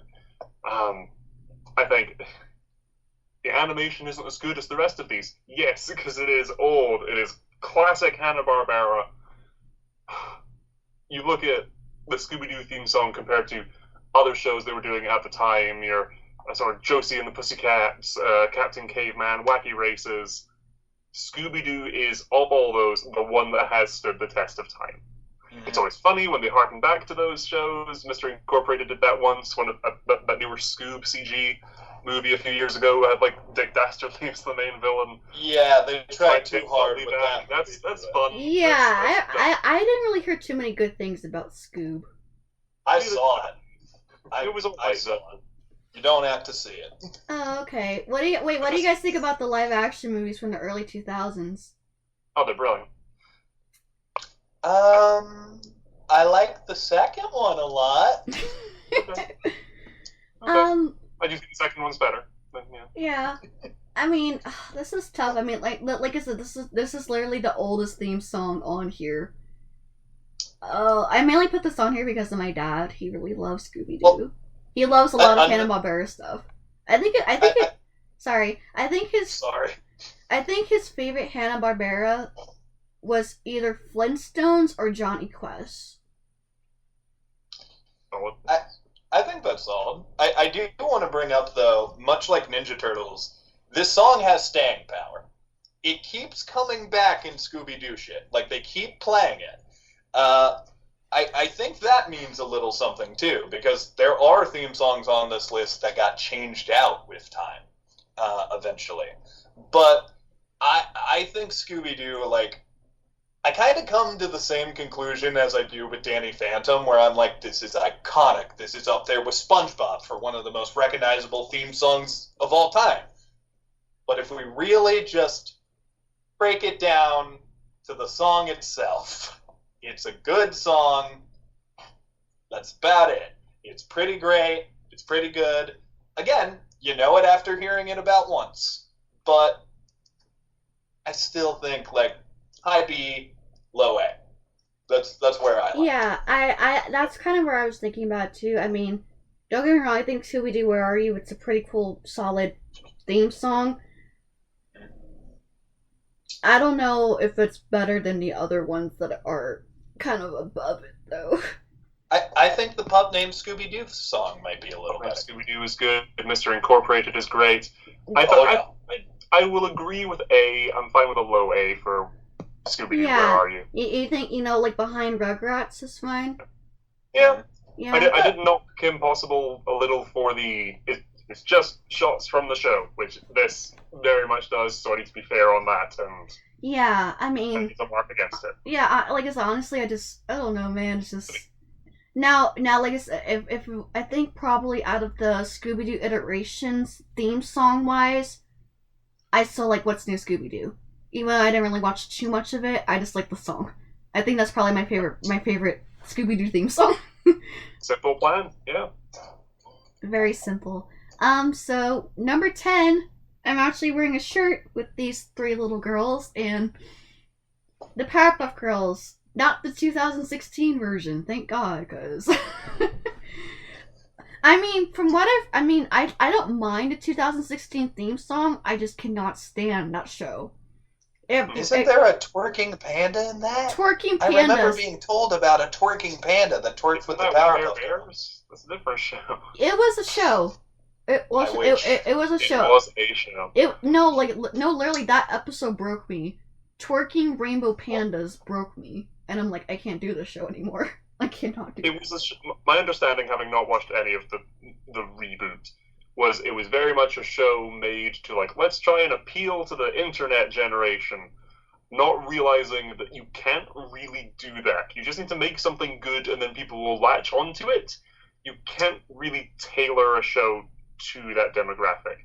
A great example of that I adore is this one throwaway joke in the Owl House, where, like, Ida's, like, going through all their, like, human realm things, and one of the things she pulls out is a fidget spinner, and she goes, "Look, an outdated human reference."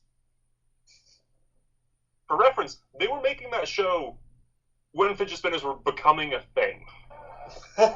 They wrote that joke and said, this will be outdated by the time this goes to air. Yeah, that was my main problem. I think that was my main problem with the reboot. It's pretty outdated compared to the original. Like, the original, the original is like over 25 years old, and it's still pretty relevant till this very day. I think Craig McCracken said that he's gonna bring it back, or they're trying to bring Powerpuff Girls back. Hey, as long as Kathy Cavadini, Tara Strong, and E.G. Daily are back as the Powerpuff Girls, and Tom Kenny is the mayor and the narrator, unfortunately, we're not going to be able to get Tom Kane because he did suffer a stroke, unfortunately. Yes. So, and I just found it really interesting how Professor Utonium and him are voiced by the same person. That's crazy. That is crazy. I have a question. Yes. And this might be a complex question, but which Powerpuff Girls theme song are we ranking? Because I happen to know there are a couple different versions of it. There's an instrumental version, which is the one I think they played the most. But there's also one with lyrics. Oh, you're talking about the end theme. You're talking about the end theme one.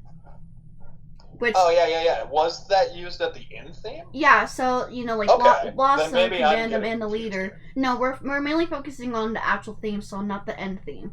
if we're talking about end theme stuff, Well, that's definitely going to be like number one for sure. But I will tell. I'm sorry to say it then. I thought Powerpuff Girls would get a lot higher if this was the lyric version, because I think that one is kick-ass. Oh yeah, I like that one the better. With lyrics. I really do like the Powerpuff Girls. Side by side, they will save the world. It's fucking catchy, man. I love Here it. they come just in time. So I actually have a fun fact. You know how as a kid you always mishear lyrics, right? So even all the time. I mean I have a feeling I mean like I said, it's nostalgic for me, but I think I might put the actual theme song in B or C. If it was the end theme, definitely A or S.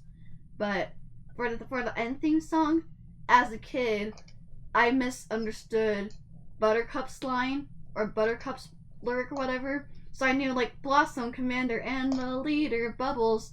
She is the joy and the laughter. I hope I don't get demonetized for saying this.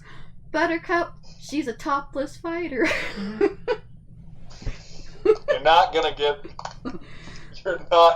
demonetized. I've said way worse in videos. You're good. Yeah. I've said way worse today. Yeah, but as a kid, again. as a kid, I would always say, Buttercup, she's a topless fighter, or she's a topless spider.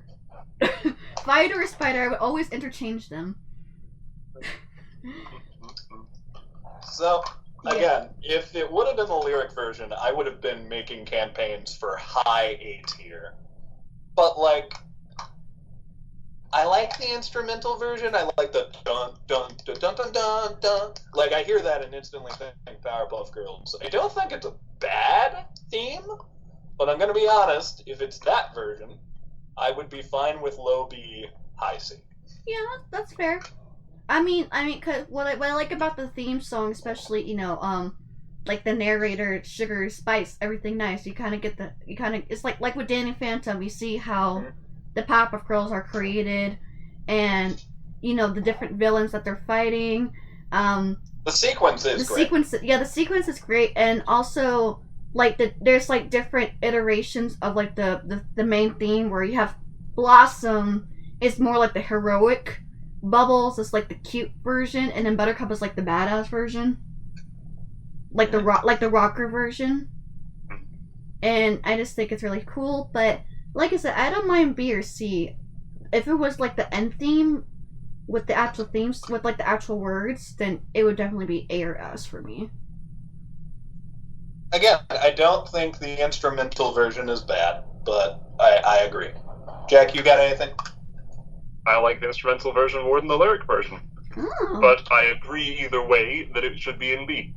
I think. I love, as Sher pointed out, the to me this is like a mashup of what I was praising Gravity Falls for, of like here's it just through visuals and the music without us like explaining stuff like a lot of other theme songs. But it's also the like succinct backstory explanation thing done well with the beginning of Professor Utonium was doing it. Sugar, spice, everything nice, and the mysterious chemical X. The Powerpuff Girls! That moment is great, and that's iconic in and of itself, and then you get into the theme song. And yes, it's great with the triumphant Blossom and Bubbles and then Buttercup. With the different music variations is great. The lineup of their rogues gallery, it feels almost like it's a superhero show. But it reminds me very much of something like a Batman animated show does, where it's like, here's now just a still shot panning across like the rogues gallery. And then now we're just showing them fighting them off. That's great. Something that it completely slipped my mind until I rewatched this earlier today, and it is something that I'd noticed before, but I'd just forgotten until rewatching this. I completely forgot that like one of the last shots of this theme song is Blossom punching him and his bludgeoned teeth. Oh, Buttercup! Buttercup! I remember that. Buttercup, yeah. There was like blood effects, wasn't there? Yeah, there's blood effects in that with Buttercup. As a kid, that got me in. That got me to watch it. That is the only one of these. That's the only show on this list to have gore, I guess. Well, technically, the next one we're gonna talk about, there's a little fun fact later, but yeah, sure. so you say like low B or whatever? I'd say, where did I put some? Middle B for me. But yeah. You think B. you think it's better than Danny Phantom or My Little Pony? I think it is better than. No, I think it's better than both of those. I think. So here's the But it's the thing. instrumental one, and you guys like the lyric version more, so. Well, Yeah. Jack, you've won me over a little bit here because I had actually forgotten that they have that moment with the different music stings for each of the Powerpuff Girls where they kind of do it in their own style. That is a really fucking nice touch to the theme song, actually. Yeah, like Blossom. I do yeah, think yeah, Blossom and then Bubbles and Buttercup. Yeah. I was gonna make an argument. I was gonna be like Danny Phantom and My Little Pony are probably better, but actually thinking about that, yeah, I do think Powerpuff Girls deserves to be probably to be at the front of B tier. Yeah. Yeah, like I said, like, like Blossom, she's very more heroic and triumphant, and she takes on Mojo, Bubbles takes on Fuzzy Lumpkins, and then Buttercup and him, oh my god. Boom. Although I feel like him has more of a connection with Bubbles because he loves manipulating her the most. But yeah, I say B, solid B for the opening. It's the opening theme. We're mainly focusing on the opening theme, not the end theme for these. Yeah. I apologize if I didn't mention that. No, we gotcha. Last thing I'll say is very topical because Powerpuff Girls just got into the fighting game Multiverses this last week, and they're one of the most fun characters in the game. You get to play as all three of them at the same time. It's pretty sick. Oh yeah, plus Kathy, Tara, and Ichi all three of them came back to voice them, which That's good. yeah, and They got Rob Paulson for the Rowdy Rough Boys skin too. yeah. Hey. Which actually, speaking of Rob Paulson, there might be a possible chance I might see him next month. So you know how they likes to do the Animaniacs live in concert. Well, they're coming. They're supposed to be coming They're supposed to be coming to Vegas next month. I want to go. Yeah, Nice. and it's free. Oh wow. It's free. Yeah, so I might be able to meet Rob Paulson. So who knows? Maybe I know for sure. That's it. Before me. Yeah. Yeah, I know for sure whenever I decide to do the theme song thing again, I am definitely putting Animaniacs on there because that's my personal favorite from him. But yeah, like Powerpuff Girls, like I said before, I love the girls. I love their voice actresses. I'm so glad I met Tara Strong last year. She did the Bubble voice. She did Bubbles for me. I cried. She signed my Bubbles plushie. She signed my Powerpuff Girls storybooks. It's just amazing, and I got to sing with her too, so that was cool. Hopefully I do plan on making a Powerpuff Girls video in the near future. I just don't know when, but we're halfway done, so now we're going back to Nickelodeon. Nearing the 2-hour mark on the recording. Yeah, it's okay, we'll be Are fine. we at the 2-hour mark already? We're nearing it. Damn, I guess we love to talk about. We'll talk a lot. No. Alright, so There's a lot to be said, but we'll coast through these ones. Alright, so next one, Invader Zim. Invader Zim, it has, become, it was kind of like, how do I want to put, a cult following. There we go. I was like, I know there's a term for this. I mean, at first it was, I was born at least 9 months when the show premiered, so, and also, fun fact, it premiered the same night as Fairly OddParents in 2001. They both premiered. So Fairly OddParents premiered first, and then Zim came on afterwards. And you can probably guess who became more popular. Especially after that Dark Harvest episode. And I was actually lucky enough to meet Richard Horvitz twice. So another one of the instrumentals. I used to be obsessed with Invader Zim, like, during my teen years. And, anytime I heard the theme song, I just felt like I wanted to be a rocker, and I just kept bashing my head up and down. Like I was a rocker. And, I actually have an Invader Zim poster, like, right near me. And, I actually dressed up as Gurr for Halloween. So that was fun. Yeah. I can't say I've ever headbanged to Invader Sim, but one of the shows coming up, I can definitely tell you I've headbanged a bit to that. Yeah, but now that I kind of in a way I was kind of like in the Invader Zim phase, but now I kind of died down ever since I met Richard. So no, I felt better. So I don't think it. Obviously, I mean, I love Zim. I think it's really cool. I like the different. I like the orchestra because I used to be in orchestra, so I used to play the viola, and I really love the orchestral take with a little bit of the synthesizers. I think there's synthesizers in the theme song, and apparently in some episodes, according to Jonan Vasquez, the creator of Zim, there was a bloody gur. There's a bloody gur somewhere in the theme song, like in the intro. Like you know how the house the house is being built, right? Yep. And then you see like the different like the little the tubes, whatever. If you pause it slowly, there's a video somewhere. If you pause it at the right moment, you'll see a bloody gur, because Jonah and Nickelodeon were kind of fighting on the appropriateness of the show, because there's some episodes, Dark Harvest, that kind of went a little bit too far. So he basically put bloody gur just to give a big middle finger to Nickelodeon. At least allegedly, that's what the reason was. My question is, who did Gur kill to get that blood all over him? That's a good question. Like his eyes, his eyes are red, and he has like some drips of blood. Like if you, there's a video somewhere about talking about bloody Gur, but yeah. But look, this is going to be the quickest ranking of the thing for me. The sequence, it's good. The music itself is fine. That is my whole opinion. I have no more insight to give about Invader Zim. C tier. That's where it lies for me. Yeah, up front, I like the show a lot. I adored Enter the Florpus. Fantastic movie.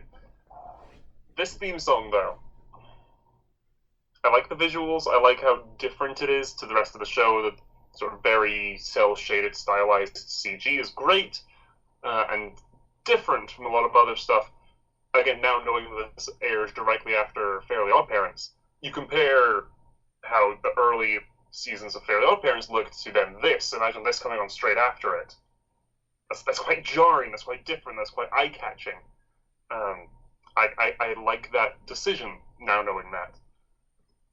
The song itself, though, the actual audio, the music, it's alright.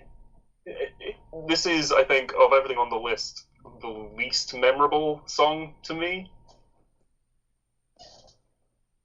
That's kind of my piece. I put this in D. It's fine. There are just things that are better, so as a result, it ended up at the bottom. It just sunk to the bottom for me. That's kind of my piece. I've not got much more to say on it. The song just didn't gel with me. And that may, again, be I wasn't a massive Nickelodeon kid. Yeah, that's fine. I mean, if I was still in my Invader Zim phase, I would be like Blade Gur right now, where I want to, but I don't want to get demonetized. Murder. But I don't mind putting it in like a low B, high C, because I'm no longer in that phase, and I think the only reason why I was in that phase was because I wanted to meet Richard Horvitz. But now that I met him twice, I'm okay. I think D would be fine if we want to put it there, but I say C. It's not a high C, but it's a C. Yeah, I'll put Zim in C. I know there's gonna be some Zim fans out there, but like, what? I mean, I like the show. I'm just not a massive fan of the theme song, and I think the theme song is a little weak. Yeah. I have yet to give my hottest take, but I feel like when it comes up, I'm going to be asking for a lot of pity from the fans of the show, because I haven't seen it much. That might be the reason. So I completely relate to what you're saying here, Jack. I get you. Alright, so we're gonna get to another Nickelodeon show. The show came out in 2003. My Life as a Teenage Robot. It's This pretty. is solid. Yeah, It's a solid song. Yeah, it's pretty short. It's probably like 30, 40 seconds long, I think. Kind of talks about the premise where XJ9 or Jenny, she's a teenage robot, and kind of like with Kim Possible, she saves the world, struggling in high school, and yeah, I guess kind of like with Zim, it's every now and then I probably listen to it, but it's not like high for me.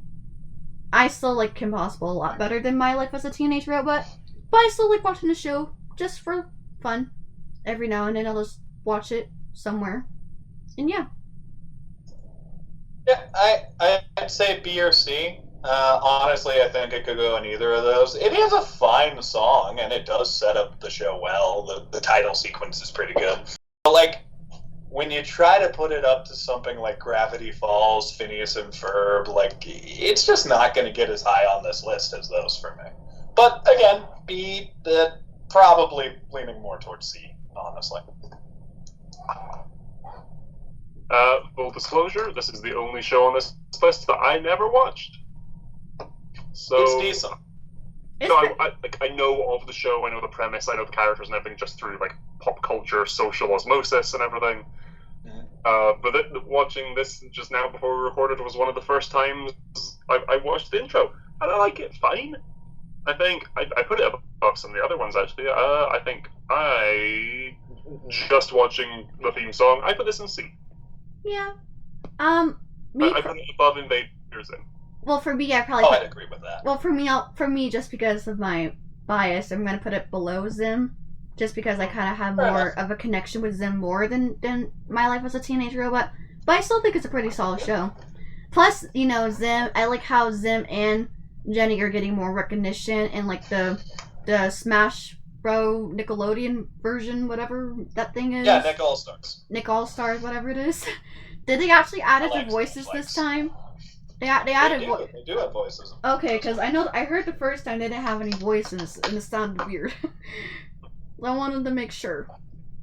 Because I'm like, why don't I hear Tom Kenny? Why don't I hear Richard? Why don't I hear Tara? Why don't I hear Gray Delisle? I don't know.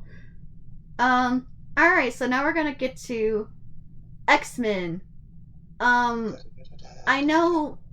think for this one, because I know X-Men 97 just came out, but I didn't really, I think just the regular, I think the 90s X-Men, well, 97? Yeah. How does that work? We're going to talk about the original, let's just say that. Because honestly, I didn't really see any difference with the new one other than more modernized. Oh, it's so much prettier. It's just cleaner animation, some updated character designs, and a few new like inserted shots. They also, like, once you get towards the end of the show, you can tell they had a much larger budget. Cool. I'm still fairly new. Out of all the Marvel characters, I don't know too much about X-Men. I mean, yeah, I dressed up as Jubilee for the Deadpool Wolverine premiere thing that I was doing with my cosplay friends. But I don't know too much about X-Men. I've seen the show off and on because my brother, when he was alive, he really loved X-Men.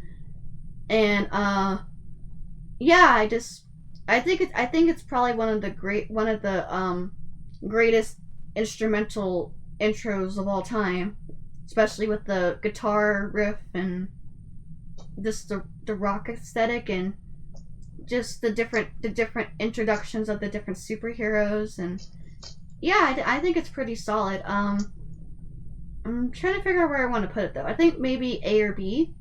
I think it's pretty solid.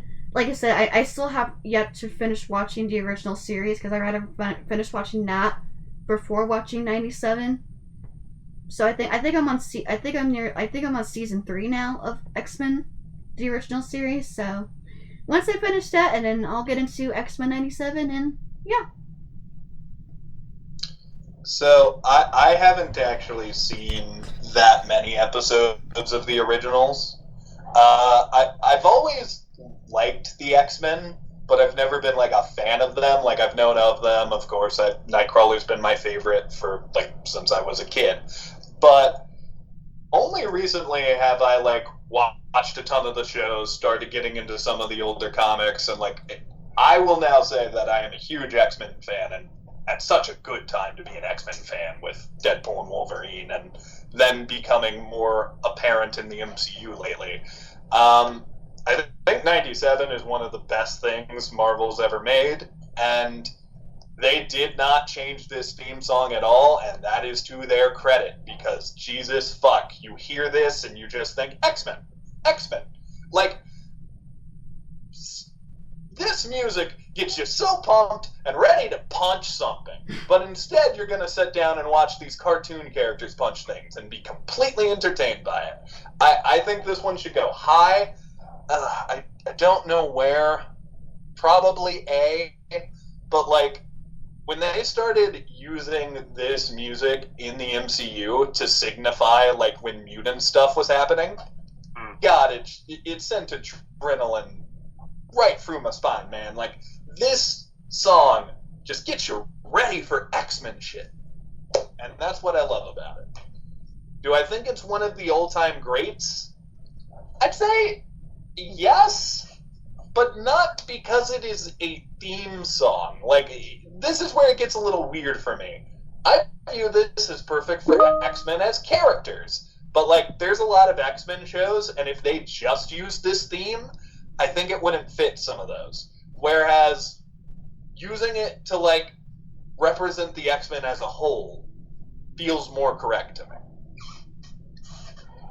I don't know if that's a bit of a paradoxical thing I just said, but what I mean is, like, the same way I view Power Rangers, the Mighty Morphin theme, as it can apply to literally every single, like, Ranger ever. Like, oh yeah, go Power Rangers. That is a phrase that will last forever. But I like the individual themes better. Like, personally, I think Time Force's theme is a lot better than the original. But when they started using the original for some of the later seasons, I completely understood why. That's where I am here with X-Men. I think it's great. I've heard some other ones that I think are probably a little better. But I do like it a lot. So, where do you guys think it should go? I don't mind A or B. X-Men, so I haven't watched any of the new 97 show yet. I'll get around to it. I know it's great. People won't shut the fuck up about it. Get to it. Just let me get to it in time. You're fine, brother. Take your time. Yeah. Similar to what Neil was saying about there being other X-Men shows with other theme songs, ultimately I think my favorite X-Men animated show was X-Men Evolution. But sat here right now trying to think of that theme song, do you know what's playing in my head right now?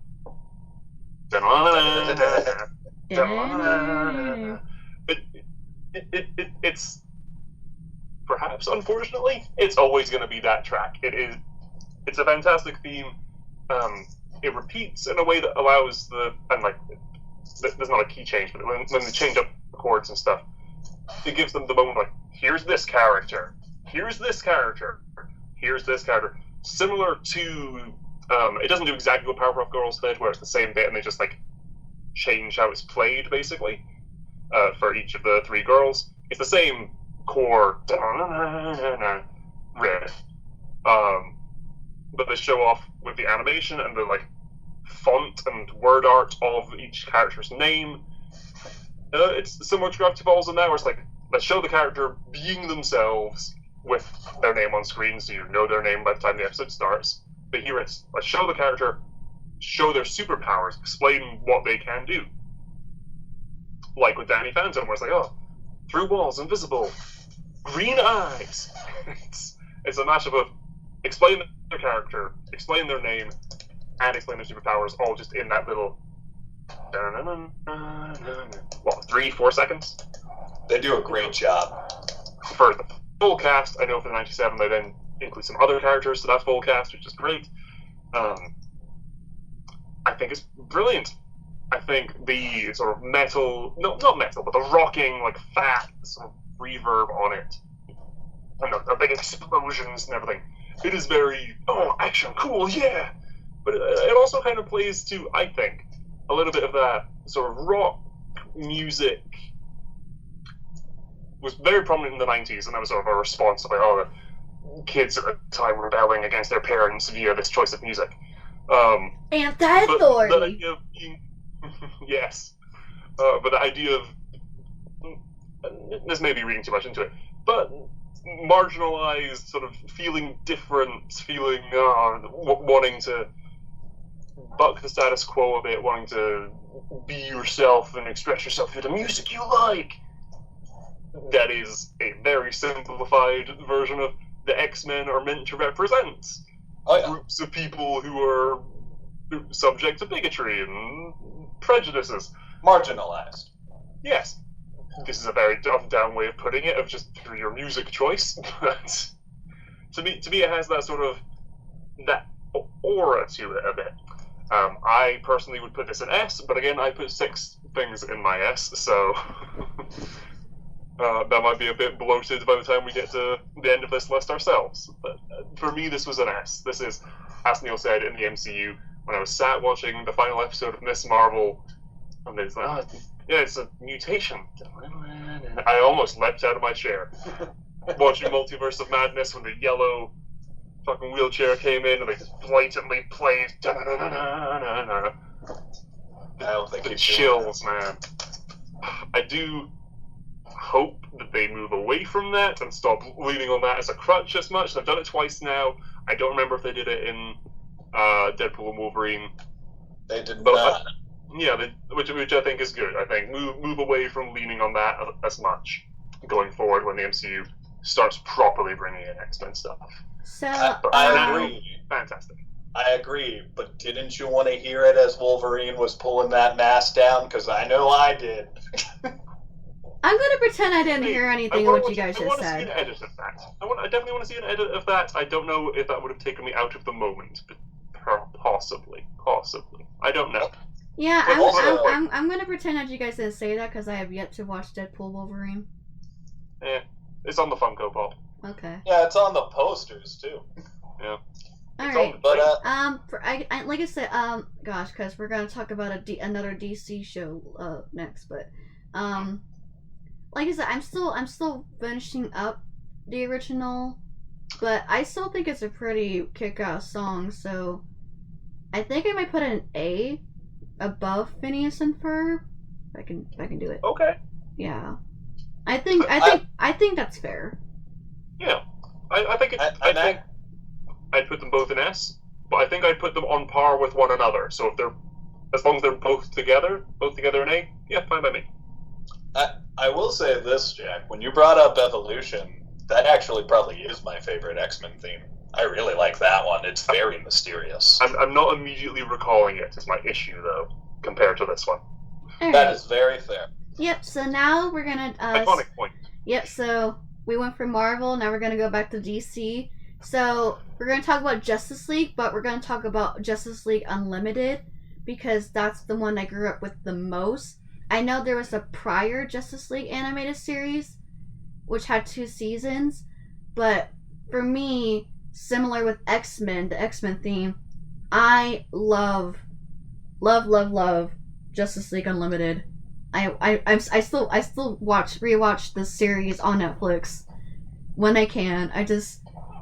It kind of, for me, I kind of see similarities with Unlimited and X-Men as far as kind of like the rock type aesthetic and showing the different members of the main Justice League while also introducing other members since they fleshed out and expanded their membership.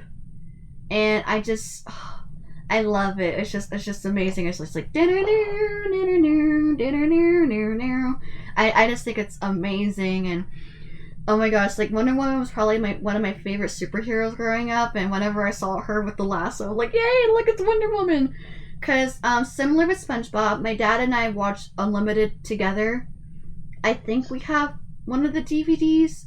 I'm not too sure, but whenever we watched it on Boomerang at the time, we would always watch it at 8 o'clock at night. It was just amazing. And it's just amazing how, I mean, yes, there are I know the whole disadvantage where you basically show parts of the show within the intro. Yes, that is prevalent in this theme song, but I think it's really up par with X-Men.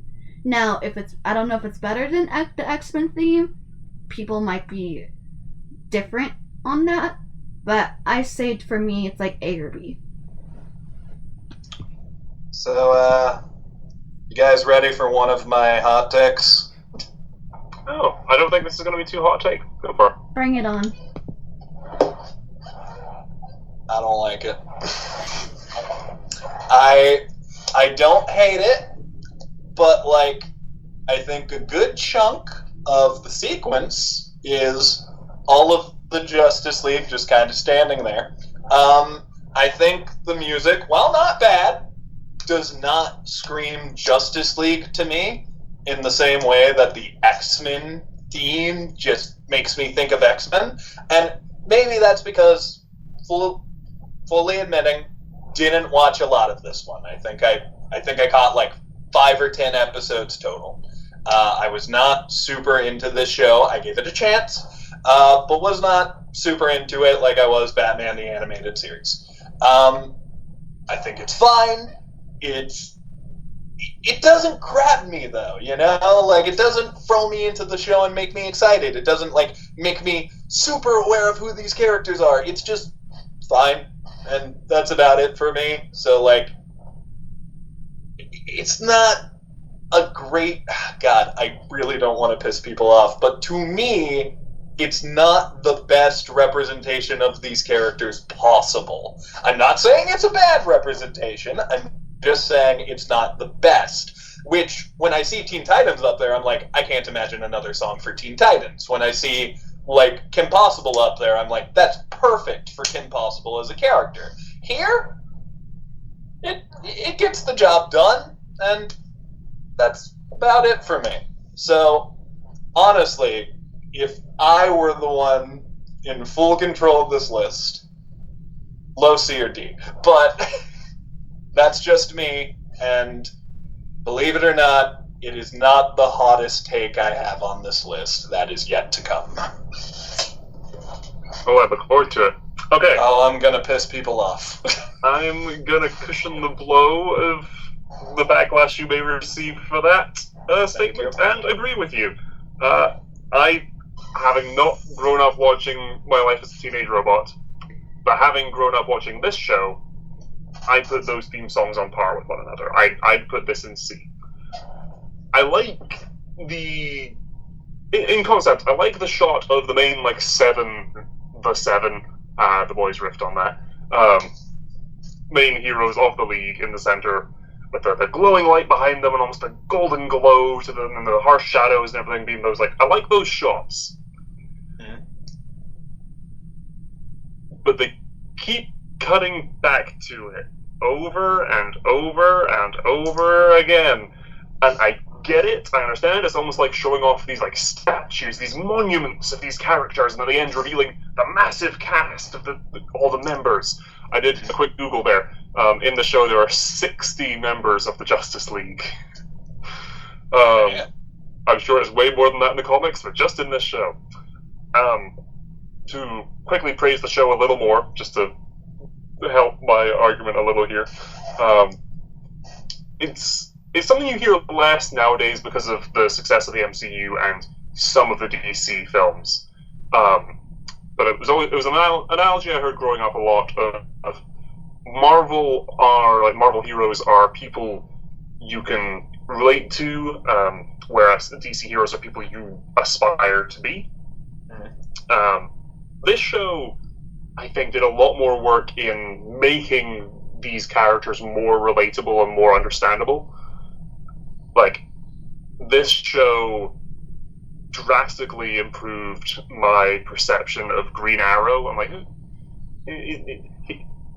before this show, he was viewed by me how most people view Hawkeye. Like, he's a guy with a bow and arrow. But Oliver Green is such a fun character in this show. He's so, like, hammy and romanticized, and his dynamic with Black Canary is great. The Flash is great in this, Batman's great in this, Diana and Clark, Superman they're all great characters in this show, and I really enjoy it. But the theme song itself, I watched it like an hour ago, and I can't remember it. I like, again, the idea of these monuments to these characters, these big, larger-than-life statues. I like showing, like, Batman, and then before we cut to Martian Manhunter, or whoever the next one of, like, the core group is, in between those, like, moments of showing the big statue, it's like, here's a little montage of some of the other heroes that are part of this team. That's really cool, is it? We're focusing on these are our main cast, but let's show off the other heroes too. Let's not just ignore everyone else and only do these 7 characters, because it's the Justice League, it's a big group. So I like that. But I said this for Kim Possible, I brought it up again for Scooby-Doo. It is just shots from the show. And I'm very curious, for this one specifically, and I doubt I'll be able to find any info on this online, if there was a bit of a budgetary issue here, because it is a lot of still images of the camera just panning past them, and then clips from the show. That is all this is. Like, oh, here, Wonder Woman with the lasso. It is just a still picture of Wonder Woman with the lasso. It's a JPEG, as opposed to animation for your animated show, which is a shame, because it is a very good show. Like Invader Zim, let down by its intro, I think. I don't remember doing this, but I feel like if I was to rewatch the show now, I would skip the theme song every time. I think I would too, and that's the sign of, like, a great theme song is when you don't skip. Like, when we watched X-Men 97, we listened to that shit every time. Although I am interested to learn that that's how you became a fan of Green Arrow, Jack. Like, I had a similar thing happen with Batman: The Brave and the Bold. Like, I feel like that's one of those characters you got to see more of to like them. All right. So, where are we gonna put it then? Yeah, sorry, Sher. It's okay. I mean, But like I said, it's it's like, not. It's okay. It's okay. That's why I want to just get a little bit more information, because I know it's not for everybody. I don't mind putting it in, like, B or C. I would say for me, it's probably worse than Life as a Teenage Robot. But if you want to put it ahead of Invader Zim, that's fine. Yeah, just a little bit ahead, just a wee bit. I think on par with Teenage Robots, but it's your list. You really like it. I think high C or bottom of B if you like. Yeah. Yeah. So now we get to another Cartoon Network show, Samurai Jack, but we're only focusing. Hi, Jack. We're only focusing on the first 4 seasons. We're not focusing on the other season 5. We're focusing mostly on the first 4, with the late Mako. Yep. How do you pronounce his name? Mako. Mako? Did you watch The Legend of Korra? Yes. Yeah, Mako. They named a character It's after named after Mako. Oh. Yeah, I know. I know. And I actually have a Samurai Jack fan art poster right next to my Teen Titans in my room. That's nice. I don't think I've seen a single episode of this show. What? But that will not stop me from praising how awesome the theme song is. Yeah, so because I have heard it. Yeah, and it's fucking sick. Yeah, it's kind of similar with the Powerpuff Girls, where you have an introduction of how the story begins with Aku, shape-shifting demon, and then the unnamed samurai warrior.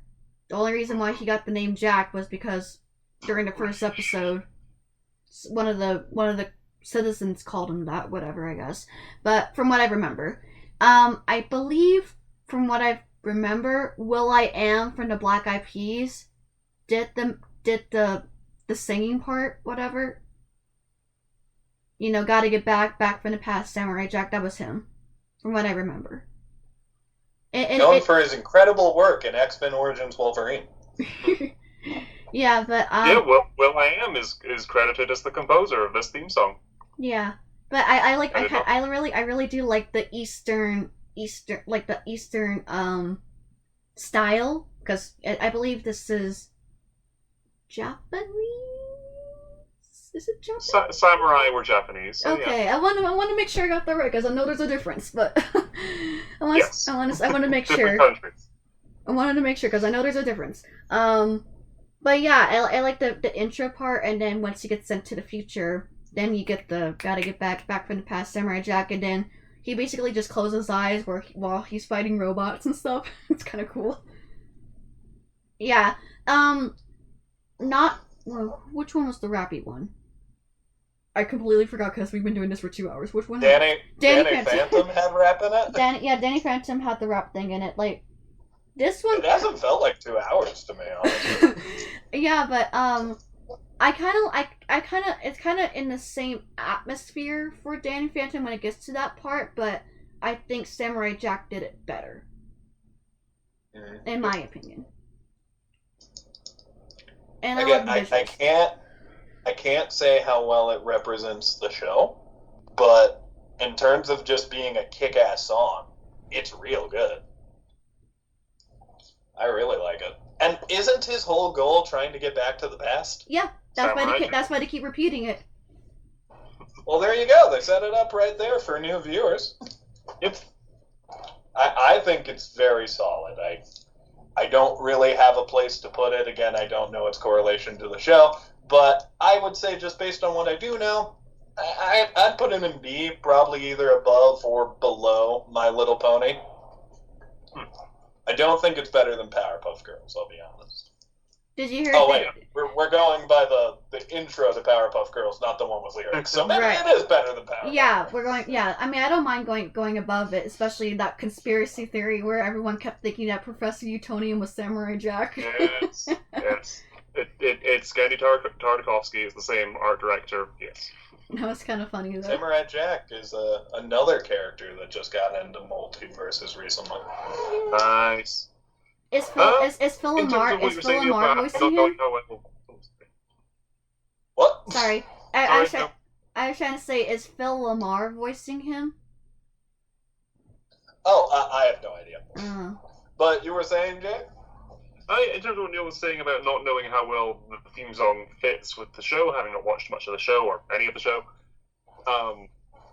interestingly, and I don't know if you know much about this, the first 4 seasons were Cartoon Network, and then it was not so much cancelled as just sort of indefinitely on hiatus until a few years ago. I remember when it came back.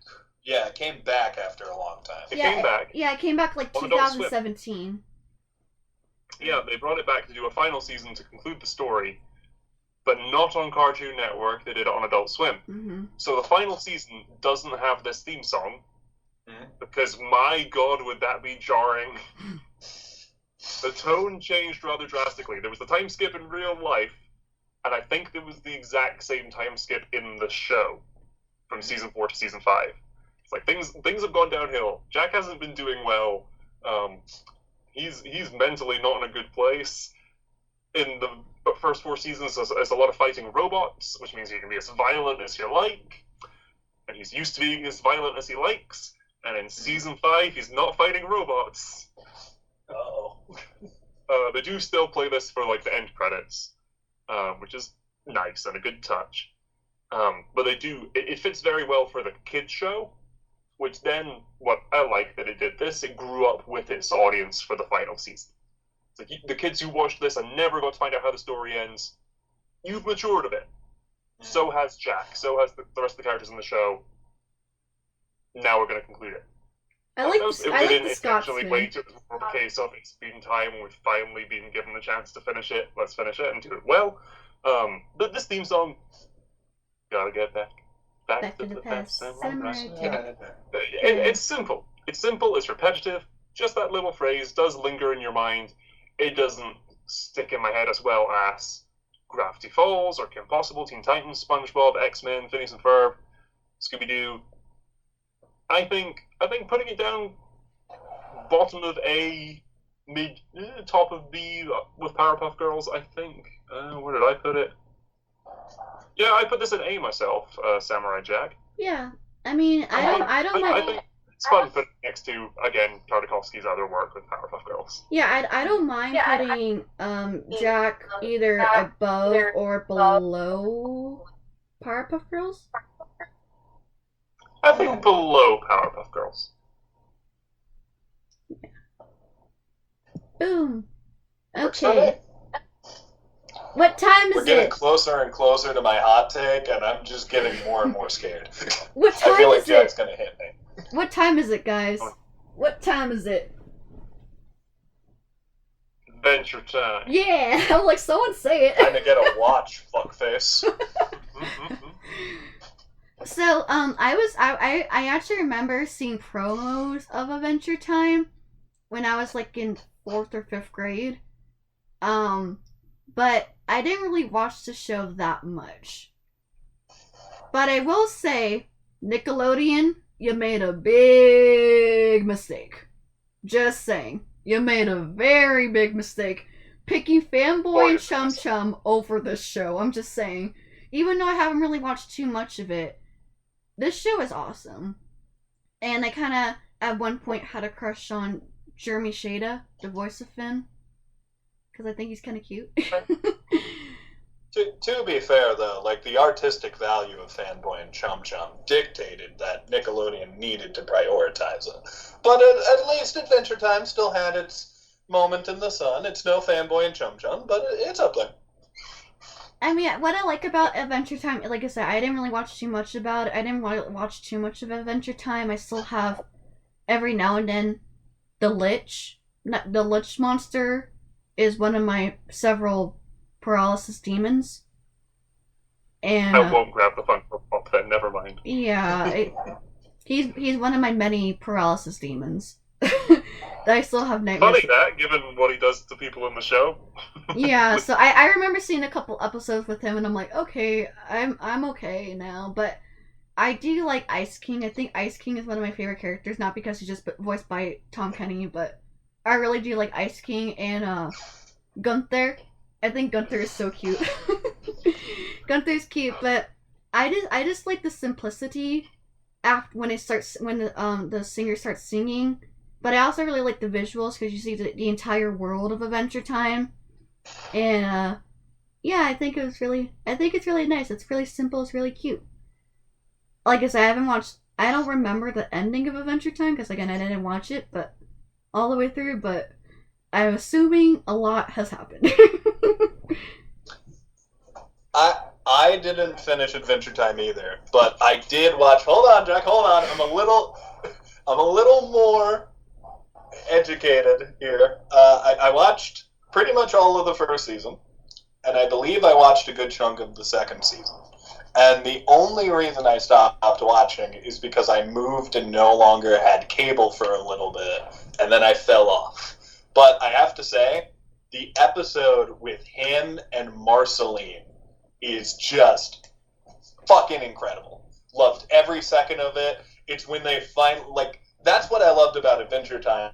The serious shit sneaks up on you.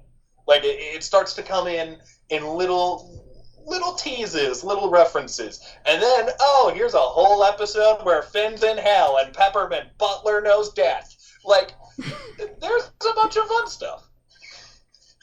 I like this show. I desperately need to get back into it one day. And I think this theme song, the best way to describe it for me is it's very humble. It's very like, hey, welcome in. This is Adventure Time. Here's a little tune to get you into it. I think that pan of the world is probably the best part, though. Like when they show the ice castle, you see Lumpy Space Princess, you see all of these characters just doing their thing, and then Finn and Jake fist bump, and then it goes into the jaunty tune, you know? Like, I like it. I think it's a great opening to a show. Do I think it is S rank? Probably not, but do I think it is very high A rank? Yes. Cool. Jack, I know you have your words right now, so speak them. I pity you both. You should. It sounds like we're both out. missing out. Yeah. You both got a lot of like other things on your. Even just going through this list today, it was like, oh yeah, I need to watch that. I need to check that out. I need to, yeah. I'm not going to tell you to put Adventure Time at the front of the list. There are 10 seasons. There's like 200 and something episodes, but It is very good overall. There's a lot of goofy, dumb filler stuff, but that's the point, and it's a fun adventure. And then you get, like, the Egress episode, where Finn's trapped in, like, eternal, tormenting purgatory, and there's I Remember You, the episode where Simon, the Ice King, meets Marceline for the first time in the show. Yeah, I remember that episode. like, That's it. I remember that episode. Oh no, we're doing this? Oh That no, we're episode doing this? kicked so much ass. I have rewatched just that episode several times. I think I did so like a couple weeks ago. Still makes me cry. Just that episode. There are many episodes of Adventure Time that do that. It is a fantastic show. As Neil was saying, the little jokey references and building to things. This isn't really a spoiler to say for those watching. I'm sure Neil probably knows this, but I'm curious if Sher does. The theme song, the like first moment of the theme song, where it does that big panning shot, where like all the environments and stuff. You noticed all the nuclear bombs at the start, right? Oh. So I will This is say, not a magical world. This is a mutagenic hellscape where radiation has mutated all remaining forms of life. Oh. I did know about this. I did not. The story of Adventure Time is set post World War III, and no one survived. Pretty much. There are some who do, but Oh. it is, and that is revealed so slowly and teased out so little by little. The first episode with the Lich, when the Lich is free from his God. imprisonment within the tree at the center of the Candy Kingdom, inside like an amber substance, and he's freed because the snail isn't wearing a jewel. Nonsense, Adventure Time, goofy, fun stuff. The Lich's evil lair, his well of power, is literally a hole in the ground in an underground train station that's just full of hazardous radioactive waste. Oh. I Yeah. knew about when this. you see that, you're like, wait, what's happening? And then later we get the reveals, the Simon and Marcy, I Remember You, and all these moments, and those pay off down the line. It's a fantastic show, and I'm not going to talk any more about it. So I knew about some of this. I have a question though. Were those nukes in the very first image of the very first episode because of the intro? Yeah. Okay, that is foreshadowing beyond belief, so that earns it some extra points. I think it might need to go with that was S the tier first, now. the first episode of the show was, there are nuclear bombs in this fantasy world. You figure out why. Jeez, that is next level foreshadowing. There I are- think that there does are- deserve S. There are moments in the show where they show the planet, they show Ooh from space. And if you Google image it, you'll see it. It is Earth. There's new continents and everything. There's a massive chunk missing. It's like, oh, how I did wonder that what happen? happened there. I don't want to get into it, especially because Adventure Time does go into like multiverse stuff down the line. Done very well Oh. before that became oversaturated. I think it's like the season 2 or 3 finale they start going into multiverse stuff, and then they sort of leave it be. And then Fiona and Cake, the sequel show that came out last year, goes into that more, and that's great. The theme song, sorry. Adventure Time is the epitome, to me, of theme songs where they change up the visuals from time to time. It is the same song, pretty much the same audio every time, and it's the same structure and shots of panning through the world and showing off the characters and the different fun environments and kingdoms, and then getting to the Finn and Jake fist bump, and then it's Adventure Time, come on, grab your hands. It's great. When they do stakes, like a Halloween miniseries, they change it all up. And the Elements miniseries, they change it all up, because now the content is different, and the world's all different, and the characters are all different, so they show that off with the theme song. They change up the cast when it's Jake the dog and Finn the human. They change that up a few times. It's Finn and Jake and Marceline and Princess Bubblegum. They shake it up based on who the main cast of this bit is, which is great. It's very well animated, this theme song. It's very simple, it's fun, it's lighthearted. And that fits this show very well, right through to the finale, to the final episode. One, and this isn't a spoiler, one of the last lines is a character asking, oh, what happened to Finn and Jake? And the response is, they went on with their lives. That's it. There you go. And Okay. that fits the show so well. Is the nice ukulele of "It's adventure time. Come on, grab your friends. We'll go to distant lands with Jake the dog and Finn the human. The fun will never end. It's adventure time." Great, upbeat, fun kids show that lots of people enjoy, myself included. I would put it in S. You guys don't have as much of a connection to it. That's fine. We can put it somewhere else. But I will encourage you. I will encourage you to try and watch the show. There's a lot of it. Yeah. But give it a chance. I mean, it sounds like I a might worth just it have. commitment. Though. Yeah. Hmm. I mean, Oh, no, I'll probably just. You can watch my reaction over on my channel. Link will be in the description below. Yay. I'm not proud of that video. I made a lot of weird editing choices to get around copyright, but I bawled my fucking eyes out. Yay. I mean, I don't mind putting it probably like A or B. Like I said, I don't really have too much of a connection. I think the main reason why I stopped watching Adventure Time was because of that character, the Lich, who is one of my many That's fine. many That's fine. He doesn't show up a lot, the Lich. He sleep is paralysis demons. the big antagonistic force. Because he's like, hi, this is just destruction and killing things embodied. But he's only in, like, probably, I feel like 10 episodes in the full 200. He's not there, he's alluded to. He's always like, oh yeah, remember this. But he doesn't actually show up that much. So, nice. This is hard for me to do, because this is fully me taking my nostalgia and, like, stabbing it and throwing it out the window. But I think, given how much I know people love Adventure Time, how appropriate I think this theme song is, and that foreshadowing that Jack brought up that just hit me right in the face, I think we have to put Adventure Time, if we're putting it in A tier, it should be above at least Rugrats, maybe Phineas and Ferb too.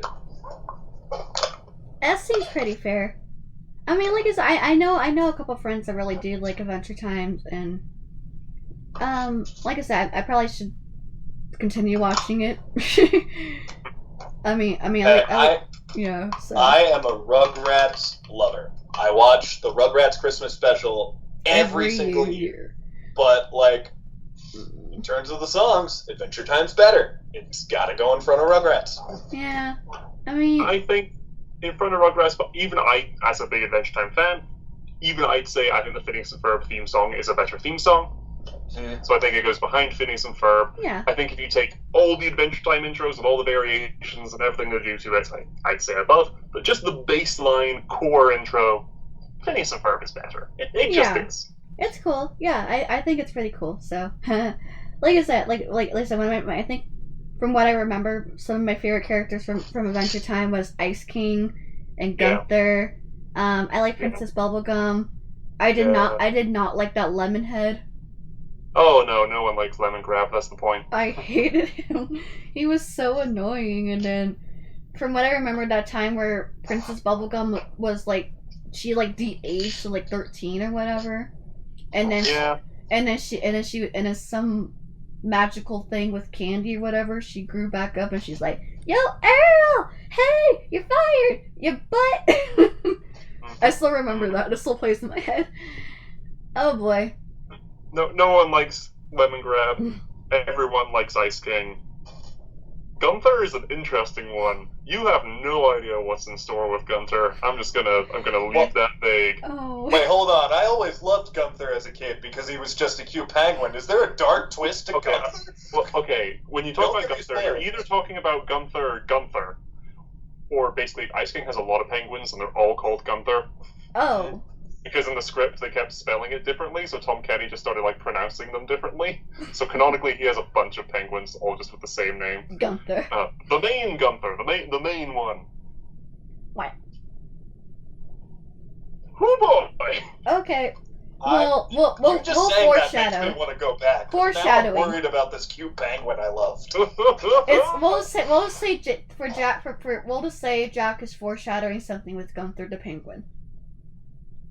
No one tell me what. I want to find this out on my own. This actually might have hastened me watching Adventure Time. Well, we move on to the next theme song. I'm just going to double check when that reveal is to let you know how long you'd have to wait. Yeah, I honestly, one of my favorite animals are penguins, and Gunther was one of the reasons why I like penguins. That and Happy Feet. I love Happy Feet, especially the first one. Not too much the second one. But I'm gonna get a lot of haters for this. For this next one, I'm so sorry. Before you say anything, I think I'll mention that I've gotten very into Pokemon a lot recently. I'm back into Pokemon. I'm a Pokemon fan again. And I will be defending Pokemon from Sher today. Thank you for your time. Oh, The okay. Gunther stuff is the 6th season finale. So, Oh, shit. I'll get to it, man. yeah. Oh, okay. But we Yeah. have Next choice. I must number finance it. yeah. Number 17, there are only anime on this list. I figured this was probably the most well-known theme of any anime. You can argue that. But Pokemon, but more specifically, I guess the Indigo League. Indigo League? Because I know there's way too many Pokemon shows, and I just went with the Indigo League one. Oh boy. Go on, Sher. Oh. No Pokemon fans here. You're safe. Oh, okay. I'll be completely honest. I've seen some of the God. Go on. You got this. Oh my god. I've seen some episodes of the Indigo League season. I don't know. I honestly don't know how Pokemon works as far as series goes, but yeah. I know a lot of people love this song. They love they love this theme song. Oh my gosh. I remember one of my friends from high school, she was obsessed with Pokemon. And the only thing I knew about Pokemon was Pikachu, and then the Team Rocket and Mewtwo, and yeah, Ash. That's all I know for Pokemon. I know there's like different elemental Pokemons and stuff like that, but I feel like Pokemon as a theme song honestly reminds me of X-Men. So I say that's I used to have that. Oh, okay. But yeah, I think as far as like that, it kind of does remind me of X-Men. I just didn't really have a lot of exposure to Pokemon, because I'm gonna be very controversial when I say this. I'm not the biggest fan of anime. Not to say I'm not saying I hate anime. It's just not my cup of tea. That's absolutely fair. I know certain individuals from the past were trying to get me into anime. It never worked. I tried, but it didn't really work. I had two main reasons. One, any anime or any series in that, unless I'm fully invested into the series, I don't mind watching it all the way through. When it's just like repeats and convoluted stories, not my cup of tea. I could probably get away with watching 4 or 5 seasons of a show. I have certain favorites, I have certain least favorites. Like My Little Pony. My Little Pony has 9 seasons. Friendship is Magic has 9 seasons. I was invested. I loved it. Teen Titans, 5 seasons. I watched all of them from beginning to end. I still think that the ending to the original Teen Titans could have been a little bit better, but that's okay. But the second reason why I'm not a big fan of anime is because of my connection to my late brother. He passed away 6 years ago from cancer, and he was a massive fan of anime, especially Dragon Ball, Sailor Moon, Pokemon, and Yu-Gi-Oh! Those were his main sorry, it kind of hurts talking about it, but those are his main ones, and we're 15 years apart, so we kind of have our different takes. He was born in the 80s, I was born in 2000, so I'm sorry, I don't want to cry right now because it kind of hurts. It's all right. You're fine. I can speak for a little bit if you need a second. I like the Pokemon theme song a lot, but I am in a similar place with this song as I am to some of the others that were on the list, which is, while I really like the original Pokemon theme, and, like, God, there's so many iconic lines in it, like, you teach me and I'll teach you, like, it's great, but here's the thing. I don't know if anyone out there has stuck with Pokemon and watched some of the later things. I believe Pokemon has better theme songs later. Like, there's one for Advanced Battle, which is really good. Jack's heard it. Johto has a fucking great theme. The Sinnoh theme is good. Black and White is good. Like, I love this song. It's classic. I think it is up there with SpongeBob in terms of, like, recognizability. But, like, there are better Pokemon theme songs than the first one, if you ask me. So I can't put this too high, even though I love Pokemon. I would say low A, high B. I do not think it is better than Phineas and Ferb. I don't think it's better than Adventure Time. It might not even be better than Scooby-Doo. But I do think it is a very solid song. There's just some that were better. So for me, they overshadow it a little bit, if that makes any sense. No, I agree with that. Long-time Pokemon fan, yep. Lifelong Pokemon fan, I think. I remember my gran babysitting me and my younger brother, and she'd walk us to Toys R Us or something when she was like watching us. No, I want a packet of cards. And she'd say no. She's like, oh, can I get this one instead? And no, and then she'd work me down to the cheapest pack. And yeah, okay, yeah, I'll buy that. And then yeah, watching the show growing up again. 2000s kid here, so I didn't grow up watching the original run of the show. I joined in for Generation 4, Diamond and Pearl, which again to me that those are the themes I have that connection to. On the road, far from home, you don't have to be alone, brave and true. Forever we will be. It's our destiny. So much fun. They're very all the Pokemon theme songs are very sort of amping you up. Let's go on the adventure, yeah. Because Ash is a 10-year-old boy. It's like it is very heavily geared to 10-year-old children. This Pokemon as a show is very much geared to 10-year-old children. Oh yeah. When I think of this song, Jason Page Pokemon theme is iconic, absolutely. This is one where if you go to a Comic-Con and just start singing in the middle of a crowd, I want to be the very best like no one ever was, people are going to join in and eventually you'll have the whole hall singing it by the time you get to the end of the song. That said, there are better ones. The visuals are fun and fine and show off the Pokemon, these fun and creative creatures that you can encounter on your adventure and catch and train and become best friends with. It's good. I think iconic-wise, up there with SpongeBob, absolutely.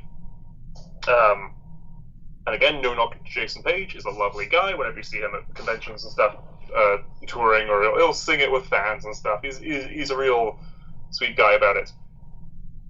Similar to the X-Men theme being relied on a little in the MCU at the moment. As Neil was saying, some of the more recent Pokemon themes have been great, but then when they got to X and Y, it's like, okay, the theme song for Pokemon X and Y. I want to be the very best, like no one ever. They rehashed it, they recovered it, and then moved on to again just different songs again. But it was sort of a Black and White didn't do too great as a show. People started losing interest. Let's bring it back. Let's bring it back. Which is good. It's a good song. That's why they did that. But it's not the best Pokemon theme. I'm very much in agreement there. It is the most well-known one. But if you grew up actually watching the show, there are other themes from it that you have more of a connection to than this one. Oh yeah. But this is the general population. This is the most well-known, most iconic one. Yeah, so I think agree with us yeah. using it. I think that was the main reason why I put it. I decided to use this one was because it's the most well-known. It's the first. Yeah, that's completely fair. Yeah. I just, like I said, I don't really have too much of a connection because there's some trigger things when it comes to anime. Of course. I mostly I think the closest anime that I actually was almost invested in was Sailor Moon, only because I really love fantasy stuff and obviously girl power, whatever. It was her, and then there was like another similar anime series like Glitter Force or Smile Precure, whatever it's called. I really like that type of aspect. I was almost close to getting into Sailor Moon. Then it got convoluted with her daughter and Tuxedo Mask and all the other villains. I'm like, okay, I'm done. This is way too much. But Pokemon, I don't know, because I feel so conflicted. That's alright. I think I would put this, for the iconicity of it, I feel like that bumps it up from where it would sit just in and of itself. Where it sits in and of itself, I think, is a low A, maybe even towards the top of B. I think I'd put it above Powerpuff Girls, but about the same as Scooby-Doo, where it's like, everyone knows this song, whether you've watched the show or not. Yeah, because, I mean, if I'll be honest, out of all of them... Oh, shoot, sorry, someone from work was that. Okay. I got a notification for work. But, what was I trying to say? Of all the songs? Yeah, of all the songs, the theme songs here, I kind of put Pokemon dead last. Okay. Wolf! That's a take. I put it dead last only because when I'm judging these theme songs, it's more on relatability and nostalgic factors and ones that mostly I grew up with and had more of a significant impact in my life. That's why I get a little... I had to be very defensive of like Kim Possible or My Little Pony, Powerpuff Girls, Invader Zim, Justice League, because those are the ones that I grew up with that have an impact on my childhood, in my life. Pokemon just didn't really do that for me. But I will say, the theme song is pretty kick-ass. So, I probably might put it in A or B. I'm not too sure. I'd say the front of B, probably. Yeah. Like, that feels right to me, given all the opinions we've heard here today. Yep. Alright, you guys ready for the hot take? Is this it? I thought it was Jimmy Neutron.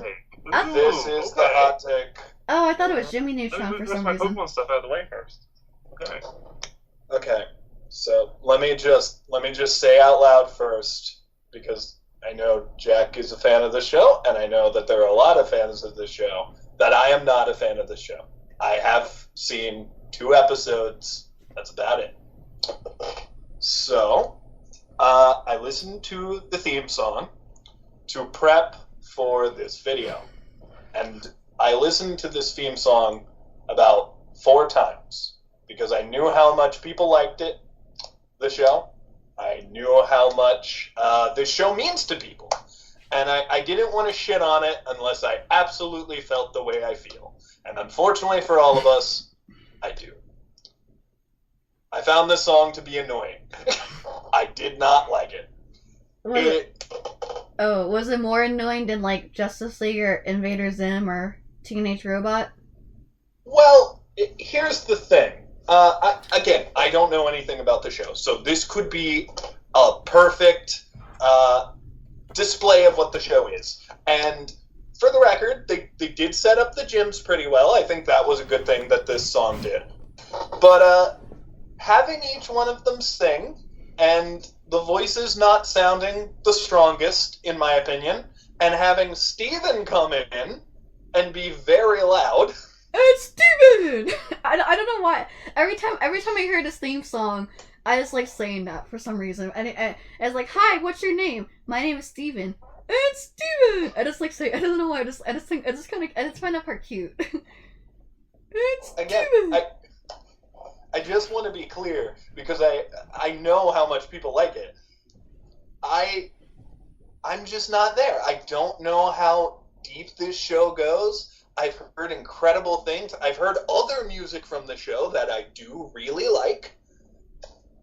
But this song specifically, I just didn't get into it. And, like, I'm not saying the singers are bad, for the record.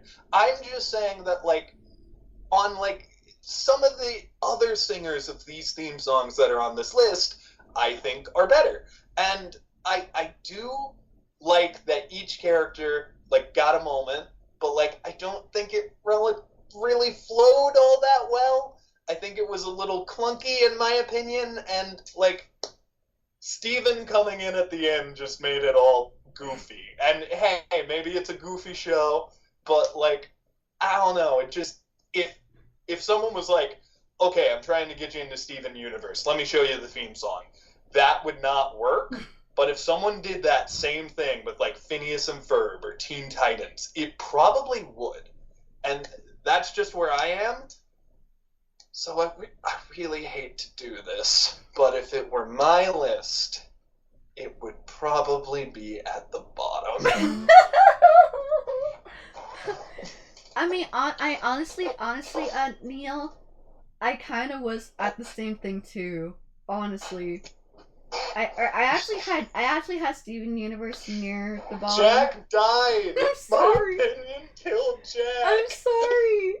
No, but I watched a little bit more of Steven Universe. Probably more than you. I've probably seen like bits and pieces of it, which probably didn't help the continuity because I was probably confused because I didn't watch it all the way through. The only one I didn't watch all the way through was Steven Universe Future. I've seen the other ones though, and I watched the movie. Thought the movie was fine. It was okay. Although I will say Other Friends is my favorite from the movie. Other Friends is my favorite song from the movie. And then that's the one I was referencing when I said, "Oh, I've heard other songs from it and they're good." Like that and one that Garnet sings. Oh yeah, that's my favorite. Stronger Than You is my favorite Steven Universe song. Yeah, I like that one a lot. I think is it Estelle? I think that's her name. Yeah, I think she did a really good. I think she was really good. And this might be a good point to say that, like, we've praised the theme songs here today a bunch, but ultimately, a great song, a great show, does not need a great theme song to be great. There are plenty of shows out there with shitty themes that are still incredible. Yeah. And to me, this might be one of them. I mean, like I said, I think for some reason I see Steven Universe whenever I hear the theme song, it kind of reminds me of Adventure Time, where it's kind of cute, but it doesn't really necessarily have me fully in. And I'm very surprised though too. I would have thought I really would have enjoyed Steven Universe a lot more, because this Steven Universe came out when I was like probably entering freshman year of high school, and maybe it was just because I was kind of growing out of it, of the demographic maybe, so I didn't watch I only watched bits and pieces of it. But I think for what it's worth, I think their harmonies are actually pretty decent. I just kind of similar with like Pokemon and like maybe Gravity Falls or whatever, but mostly Pokemon and Adventure Time. I just really didn't get into the show. Now I'm not saying it's a bad show. I think it's kind of like it started out like really strong, but I think some people said it kind of fizzled out a little bit near the end. Especially from what I've heard, people are not too big a fan of Steven Universe Future, but I think it's fine. It's for me. It's probably maybe B or C. And for reference, I've seen the premiere, and I've seen an episode that featured a purple cannoli, and that's it. Although I did hear. Oh, sorry. I was trying to say I did hear that Peridot was inspired by Invader Zim. Yes. So I was like, cool. Yeah. That is a big skip in episodes from episode 1 to like towards the end of season 4, I think. Well, you gotta save your purple cannoli episodes for late game. You don't want to like throw that in the first season. Although, but okay. Yeah, but the one where they see White Diamond and then she did that corruption thing got kind of freaked me out a bit. Yeah, that's the finale. That's your big bad antagonist at the end. Steven Universe as a show overall, I don't think it's as good as some of its contemporaries, namely Gravity Falls and Adventure Time were both on at the same few years. It's not as good as them. It does have some very strong points. It does have some weaker points, and overall world building and narrative and story, and there's not really a mystery to it, but the story and everything, and there are mysteries. Some of them are done very well.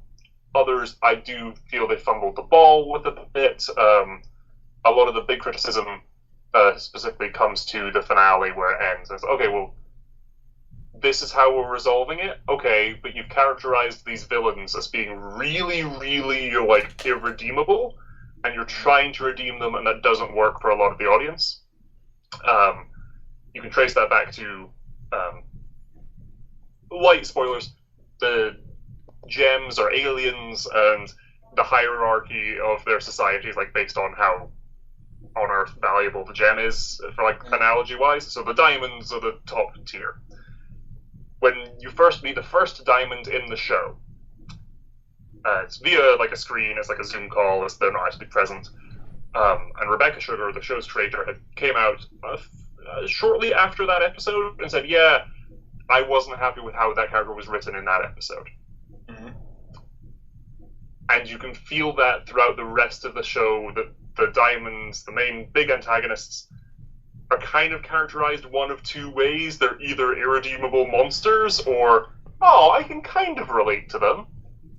And those two don't quite mesh, which then means when they get to the finale and still haven't quite hybridized that, it doesn't quite work. You either have to ignore the war crimes and redeem them, or you have to ignore the, like, relatable emotional beats that those characters have and go on hating them. It never quite lines up. The movie is done very well, but similarly the ending where the diamonds are involved again, it's like, okay, this works, but you're still having that same now lingering issue, unfortunately. And then in Steven Universe Future, which is like a sequel season, but it's only like 6 episodes, set after like a time skip. It's not very strong as a story because it is deliberately made as an epilogue to like wrap up some loose plot ends. And for doing that, it's done well. Stephen, who, as Neil pointed out in the theme song, he's loud and a wee bit annoying where he just jumps in, and Stephen! And Stephen! That was a good impression. That was. Like Finn in Adventure Time, has a long character arc throughout the show. Starts off as that character and is a very different character by the end, especially in Future where we've done a time skip and it's like, look how far this character has come. There is character development and all that, of course. It's a pretty long, 5 seasons, long show. The theme song itself, I think, is good. I think a fun little bit of, not necessarily trivia, but it is inspired by it heavily, like the chord progression, David Bowie's this is ground control to Major Tom. Oh, yeah. I didn't pick up on that. We are the crystal gems. We'll always save the day.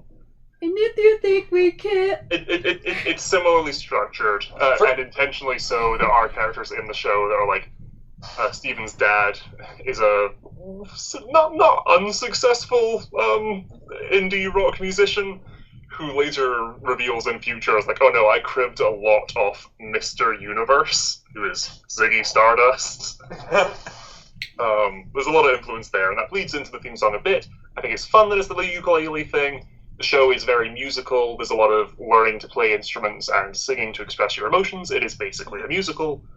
To the point that you do have characters not play the theme song, but like riff from it and stuff throughout the show, which is good fun. I like all the singing in it. It's very soft. It's very... The show, Stephen's home city, is literally called Beach City. It is on the coast. It is very lovely and sunny and warm. And I think it really feels that vibe.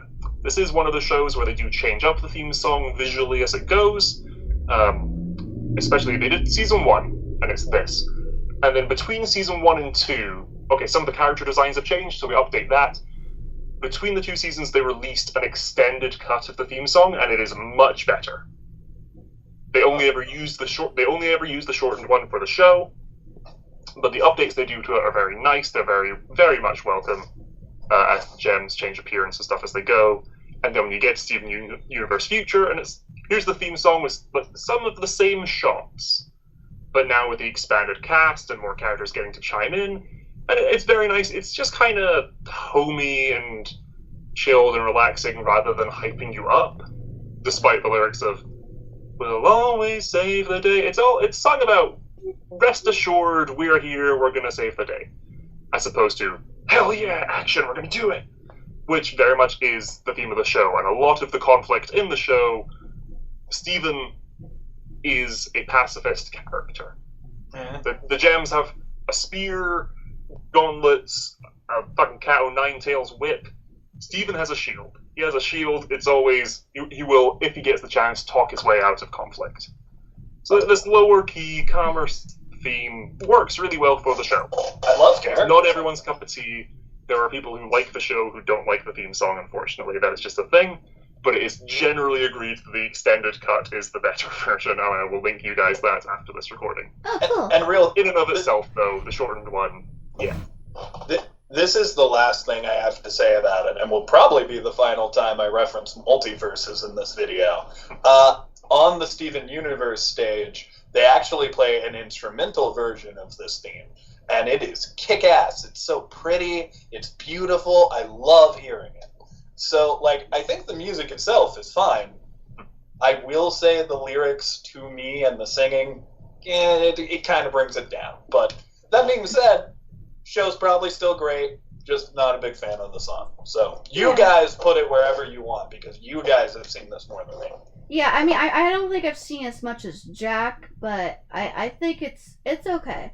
In a way, like, kind of like what Jack was explaining, it kind of reminds me of, like, what people have problems with Friendship is Magic, as far as kind of like, oh, you can't always sing your problems, or friendship may not always be a way to save the day. Sometimes bad guys are bad guys. Sometimes they can't be redeemed. Mm-hmm. Yeah, because I watch all the seasons of Friendship is Magic, and there's been some questionable moments in there. But yes, it's very much that. Yeah, but honestly, I think probably B or C. I don't know where to put it, but I think it's cute. I don't think it's really memorable, but I think it's cute. I had this one in A, but I'm open to a B. B is fine. You think maybe next to Friendship is Magic, or maybe Powerpuff Girls? Personally, I'd put it above Samurai Jack. Yeah. Yeah, we could put it there. That's fine. It's solid. So, it's not like the greatest thing. All right, the last two is Nickelodeon. They at one point had 3 crossovers, which oh yeah, these two shows are kind of tied together. Yeah. They're tied together. So, first one is Fairly Odd Parents. Like I said before, this premiered the same day as Invader Zim. And, another fun fact, little Sher misinterpreting lyrics again. So, you know how they talk about, and also we're not referencing the season 10 one with Chloe. No Chloe. I don't like that one. Oh, pour yeah. one out for Chloe and Sparky the magic dog. And Foop. Or Poof. Poof, not Foop. I liked Poof. Poof was Yeah, no, Poof I actually did like. Or Poof was the one Perry. good one. Or Perry, as Yeah, as I've been told. Joe. So question, do you guys know about the later seasons of Fairly Odd Parents? Because they get fucking weird and off the rails. Like, they introduce a character who is a recurring character, and it's literally just Mr. Crocker, but Timmy's age. Like, literally, he, like, cloned himself or something, and there's a tiny Mr. Crocker that is in class with Timmy now. I don't remember that. Okay. I only remember, like, probably up to... Because I actually watched some episodes with Poof in it, or Perry. Poof, Perry, however you want to call him. I don't remember Sparky. I avoided Chloe at all costs. I checked back in just to see how fucked up it got, and I was not happy with what I saw. I have yet to see the new Fairly Odd Parents series with Hazel. but we're mainly talking about the first iteration. I've heard it's decent. Yeah. But like I said, little Sher misinterpreting lyrics again. So the part where it's like doom and gloom up in his room, I think it's sulking instantly. As a kid, I thought they said smoking. Yes. I had to check this as well. I looked it up earlier because I also misheard that bit. I was doom and gloom, but in his room. And then I just didn't know what the next bit was. And then his magical little fish are granted to every wish. I just something king. I think it's sulking instantly, but I could be wrong. But as a kid, I thought it was smoking. It's Now you see, as a kid, I auto-corrected that to "it's sad, obviously." Like I thought that's what they said. Like, yeah, obviously this is sad. He's being abused by his babysitter. That's fucked. Oh, and his parents. His parents are definitely not mom and dad of the year. There it is. So it's Vicky always giving him commands. Bed twerk. I always heard it as beat it twerk. And then doom and gloom. Oh lord. Hello, Doom Alpha. and gloom up in his room is broken instantly. Oh, it's broken instantly. I thought it was sulking By or his smoking. magic little fish who grants every wish. I thought it was yeah. smoking instantly. Yeah. Why did I think it was? Why He's did I broken think? instantly. Oh, Smoking and broken isn't too far off. I mean, broken, smoking, 1-2 letters different. Yeah. Smoking instantly. I don't know why. I think that's better. Very different show. I always like the part where Timmy does the obtuse rubber goose green moose guava juice part. I love that part. I wish I would have asked Tara.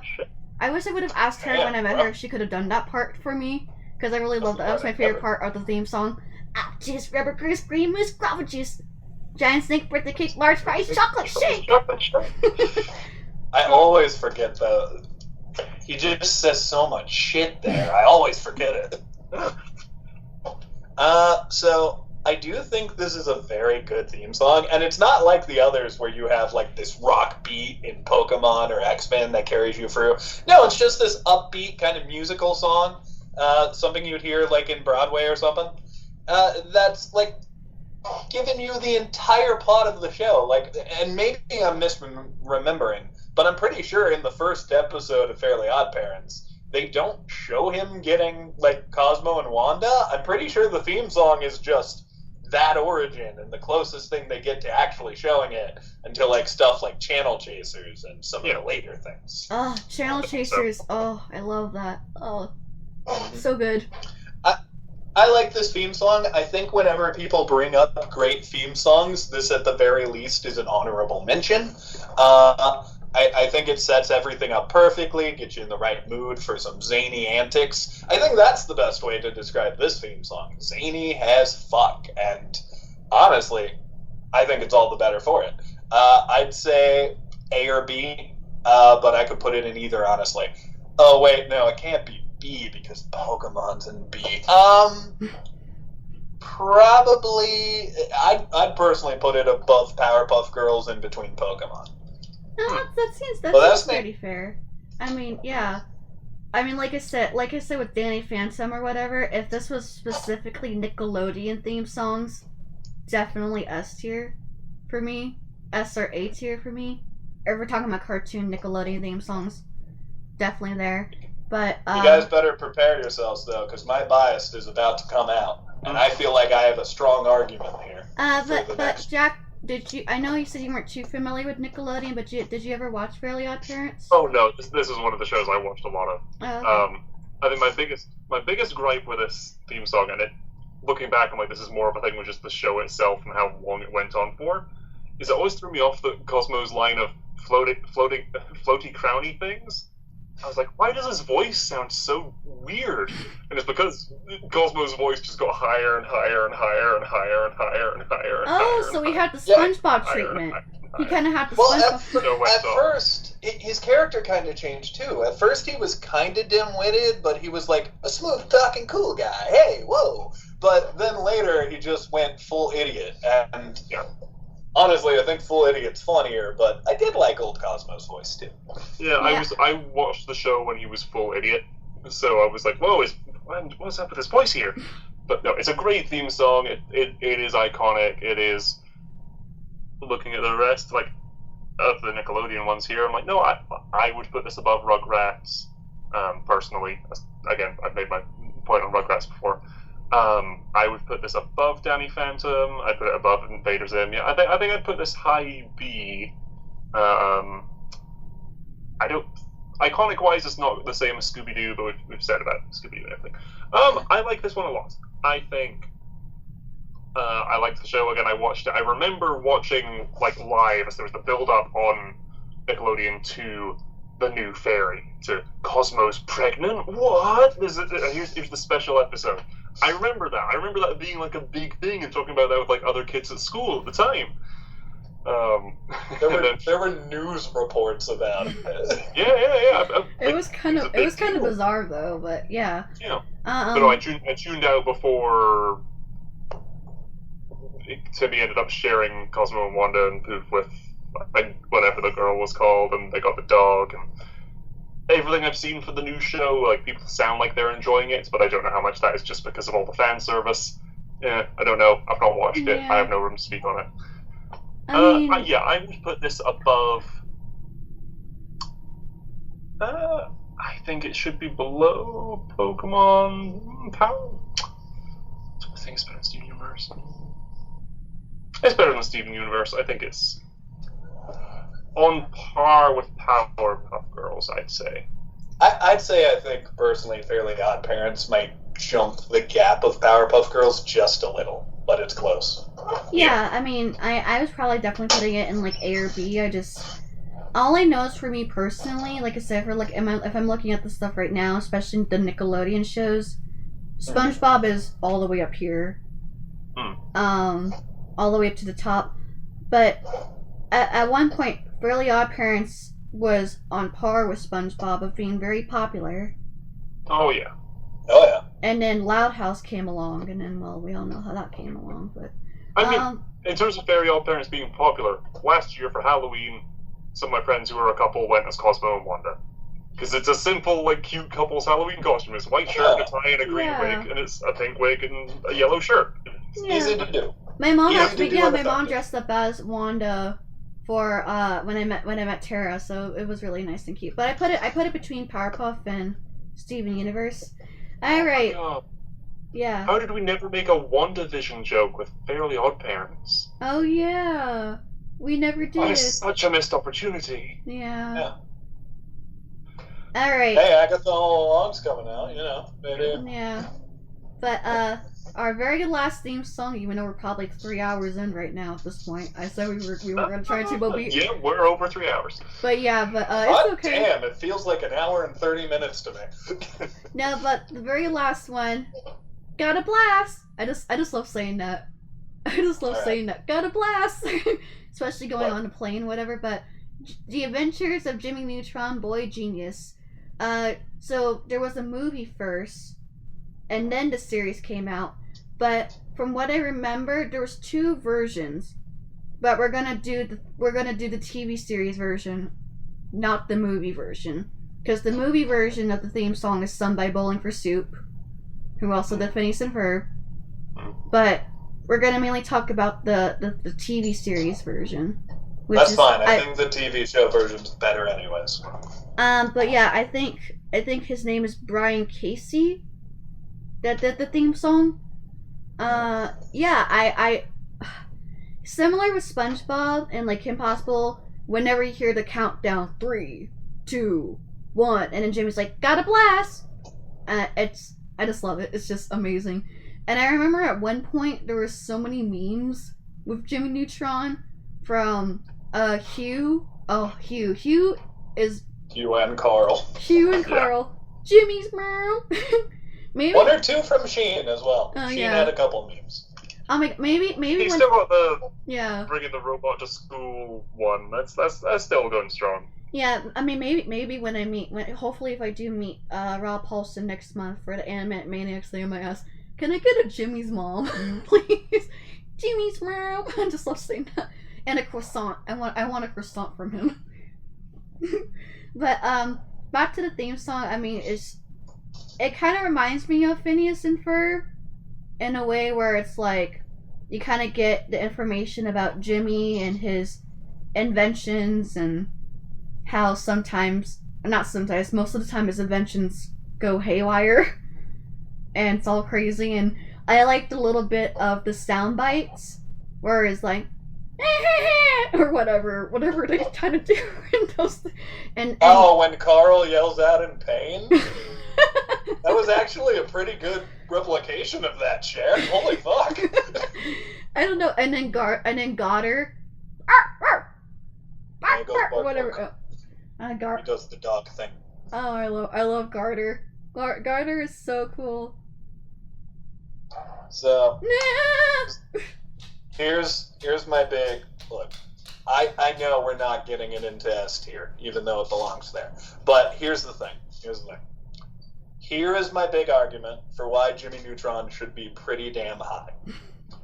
Let's look at this list here. Kim Possible, show about this high school girl who goes on spy-themed adventures.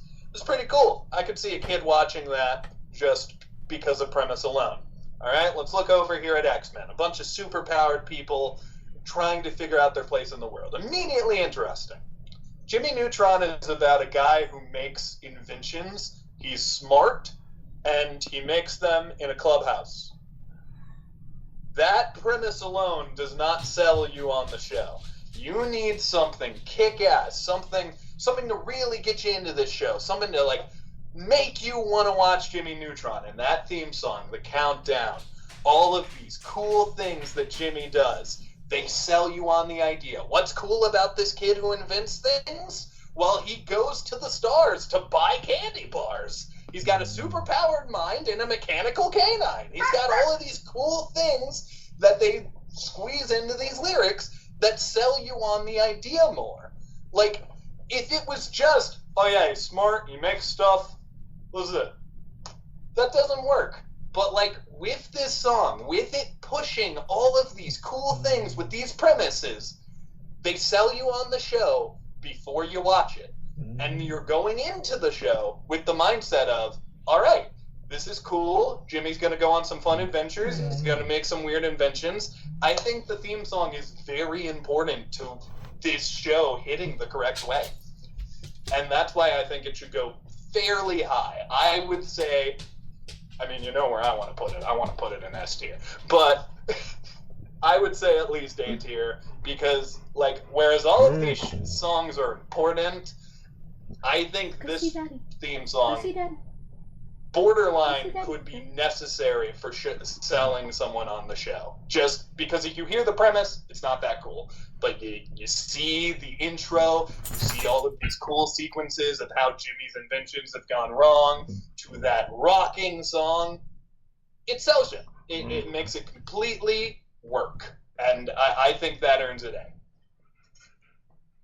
That is my impassioned speech over.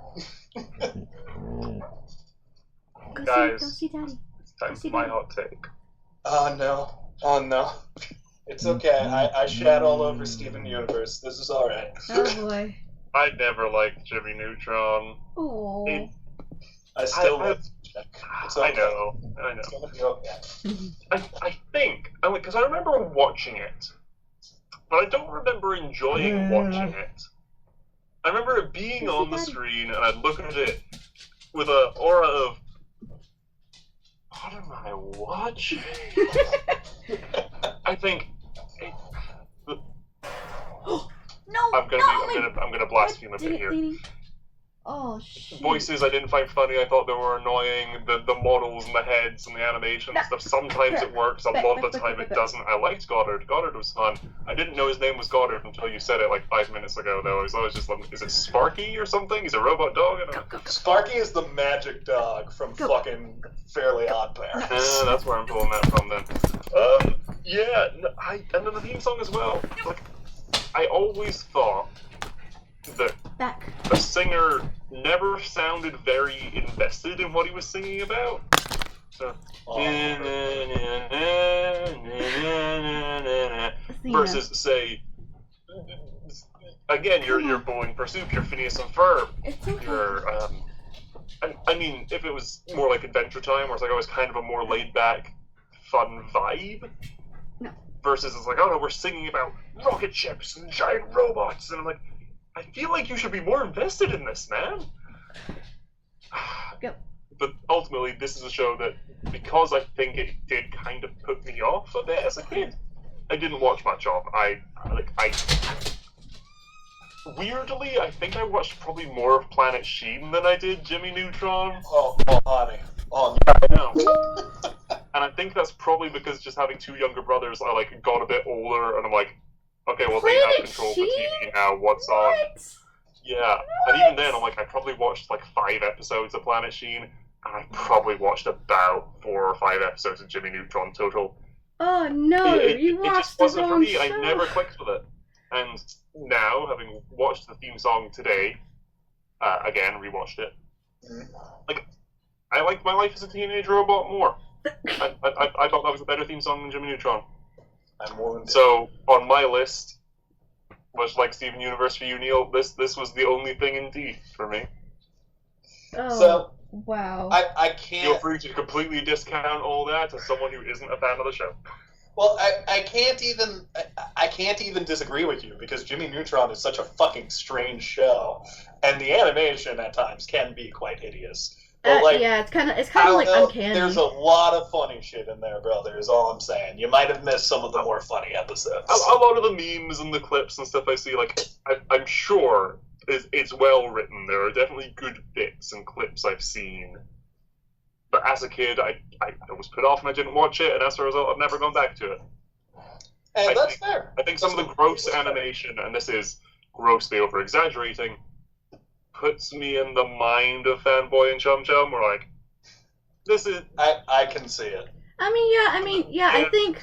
I think Jimmy Neutron was one of the very first 3D animated shows I watched when I was little, because I think almost all of these are 2D. I think Jimmy Neutron's the only 3D one on here. Oh wow, I just realized that. I mean, the theme song-wise, the Invader Zim theme song has a lot of CG in it. Oh, yeah, that's true. Jonah and Bacchus did use a lot of 3D, which is probably why they went over budget. There are some CG Adventure Time openings. There's some stop motion Adventure Time openings. There's some Gravity Lego Falls. Minecraft Adventure Time openings. Gravity Falls has a bunch of, like, animation in the show itself. Like, there's stop motion in there. Oh. There's a bunch of other shit. Yeah. I mean, for me, I think honestly, despite what Jack says, I think honestly, I'm kind of with Neil here. It's like S or A for me, because I love the Jimmy Neutron theme. Those who love it hard. Yeah, I just like it. It's just I just think it's really cool. It kind of gets you into the show, and I just think it's kind of funny.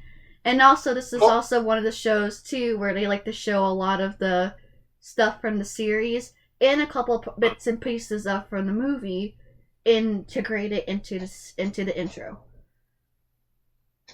I just remember, and maybe this is speaking to my own experience, but like when I first heard about the show, I didn't watch it for a little bit, and then once I just didn't change the channel fast enough, and that theme song started playing, and I was like, maybe I'll watch this one.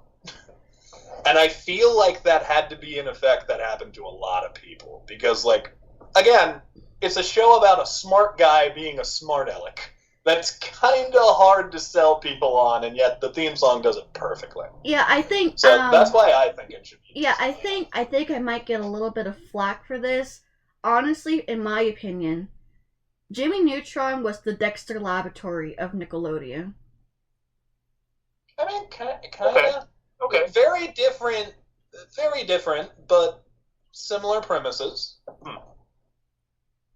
I just think Jimmy is probably more arrogant compared to Dexter. Ooh, bold statement. I don't know about that. Dexter, I felt like was always going to become a supervillain one day, whereas to me, Jimmy just kind of felt like a bratty kid sometimes. Yeah. James Isaac Neutron. That's his full name. There's the last thing I'm going to say on Jimmy Neutron, both the show and the theme song, Phineas and Ferb did it better. Both the show and the theme song. Now, here's the thing. I cannot agree with the show because the premises are very different. Even though they are similar, they're just about boys building stuff. But I think I may have to agree about the theme song. Yeah. Just because when I think about it, Jimmy Neutron sells you on it. It is great. But like Phineas and Ferb tells you literally everything you need to know. Like you know the world once you start watching Phineas and Ferb because of that theme song. Yeah. So yeah, I would say above Adventure Time, below Phineas and Ferb. And that's all 20 with like over 3 hours of talking about random cartoon theme songs. Lord. I will accept its placement there, but I do want to highlight you were both saying, oh yeah, the Bowling for Soup version's worse.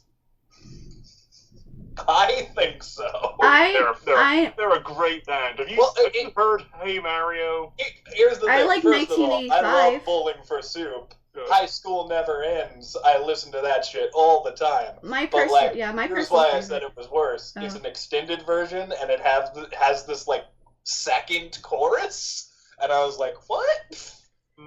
Yeah, I mean my That's my personal favorite Bowling for Soup is song is 1985, but you know. Nice. I really That one's good too. Yeah, but yeah, we just ranked 20 theme songs in over 3 hours. Just us nerds.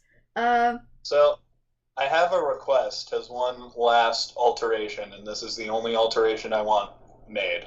Okay. Can we bump Phineas and Ferb up to S? I feel like it earned it. I What don't do mind. you guys think? I don't mind. I think.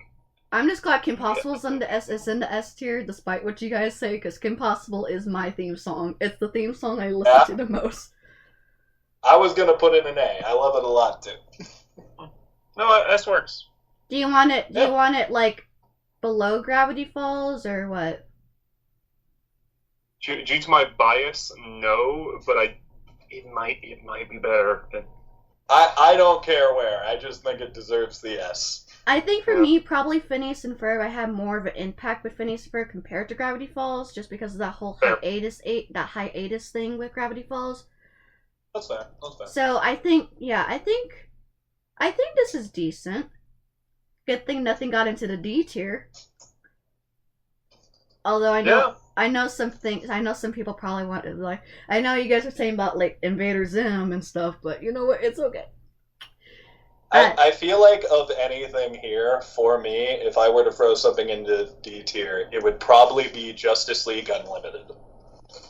That's just my take, but that's probably what I'd throw in there. And if it was just my list, Steven Universe would probably be there. I was gonna say you were pushing hard with Steven Universe. You were really pushing with Steven Universe. Well, yeah, but I don't want to put Steven Universe in D just because, like, I've seen a good amount of the Justice League Unlimited show. Like, I've seen enough where I'm like, okay, I get what the show's about. I haven't done that with Steven Universe. I've seen 2 episodes. I don't know shit. I think this is pretty solid. Sorry to all the Pokemon fans out there, just saying. I am so sorry for all the Pokemon fans. We'll out there. forgive you. It's just I have a thing when it comes to anime, and B is probably the closest thing I'll probably ever put any anime theme. To be fair. We didn't use D tier, so you've of the 4, like it's below, is in the lower half. It's So I think that's a real testament of how iconic most of these things are. Like, it didn't feel right to put any of them directly into D tier. Yeah, like I said before, all of us have different takes on these theme songs and how each of the shows affect us overall. Some of us like certain shows and theme songs more than others, and I'm okay with it. I'm just glad that I had you guys to help me, because this was really tough. And I had a feeling if I would have put Pokemon in the D tier, people were going to come after me with pitchforks. I would be very curious to see the alternate timeline where we did this exact same list of shows. We had an E tier below D, or an F tier below D, just to see how psychologically do we weigh things up differently, knowing that there's still another level below it, how that would like shift things down a little, maybe. Mhm. I'm just curious to see that timeline. I would be curious about that too, but I also think if that happened, nothing would be an F tier that is on this list.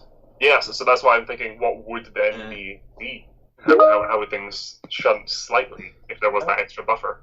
I wonder too. Good But question. that is the chaos gremlin in me. Ignore his voice.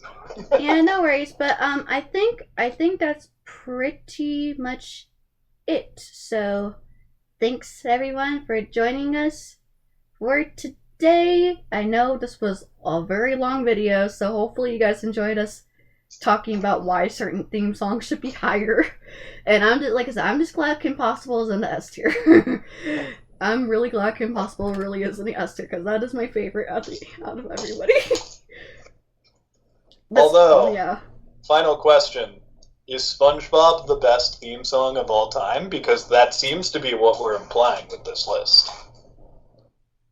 I think is probably the best cartoon theme song of all time, yeah.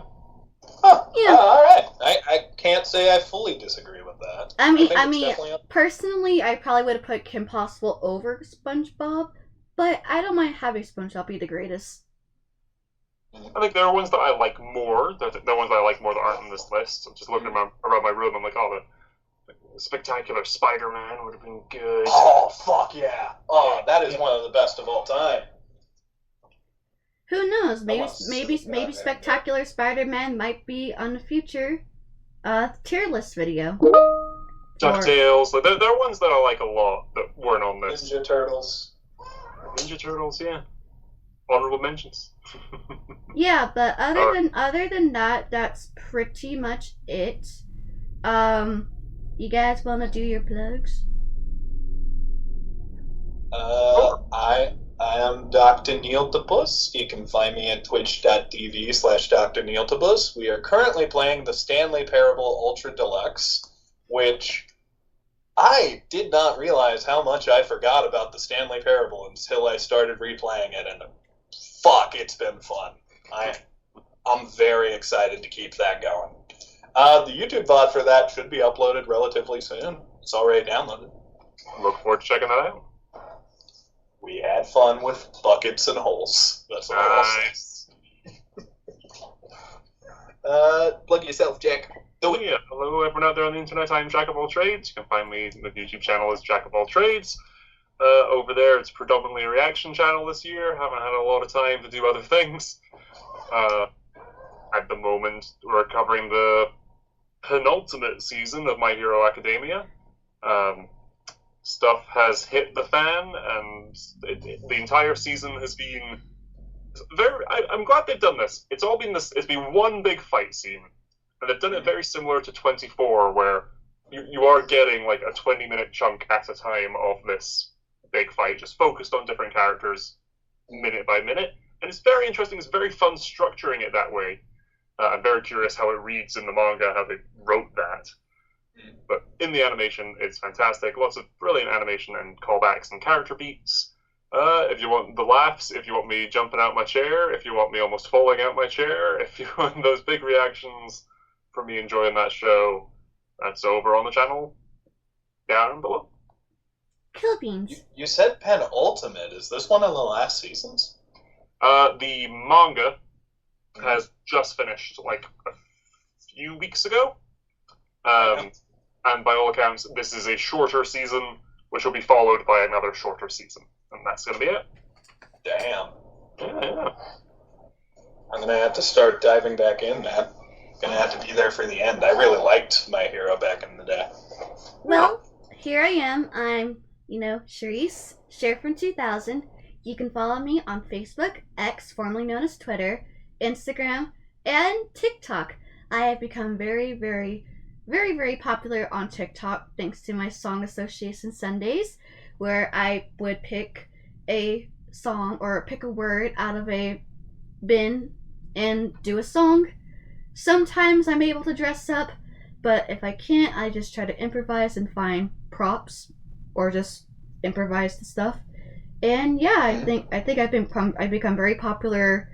I think the biggest one I did so far is when I sung "Poker Face" by Lady Gaga dressed as the Queen of Hearts from Alice in Wonderland. That is my biggest one, my biggest view. So I have about 4,000 followers now, which is pretty good. That's And decent. Good start. oh yes. No, well done. Oh yeah. So Hey, good start. I think I forgot what my TikTok thing is. I'll probably put it somewhere in the description below. But other than that, I think that's about it. I know for sure October I'm gonna do my favorite costumes from the years, 24 years. Most of it's gonna be recent, and it might include my actual costume for this year for Halloween, so you might be able to see that. And then hopefully maybe in November I finally will be able to talk about my experience on my very first cruise, just to kind of go over what I went through.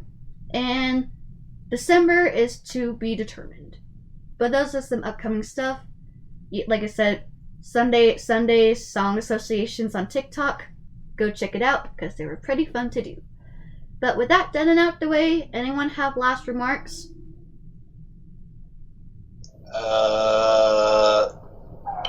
Pokemon was jibbed, and we should burn down this entire list. There's my last hot take, I guess. Jack, do you have any last remarks you want to say? I'm glad Gravity Falls got an S.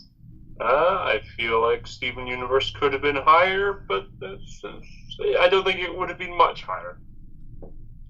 Alright. Honestly, my last remark is I gotta get back into Adventure Time. I got all these questions about the damn penguin now. Oh, Gunther.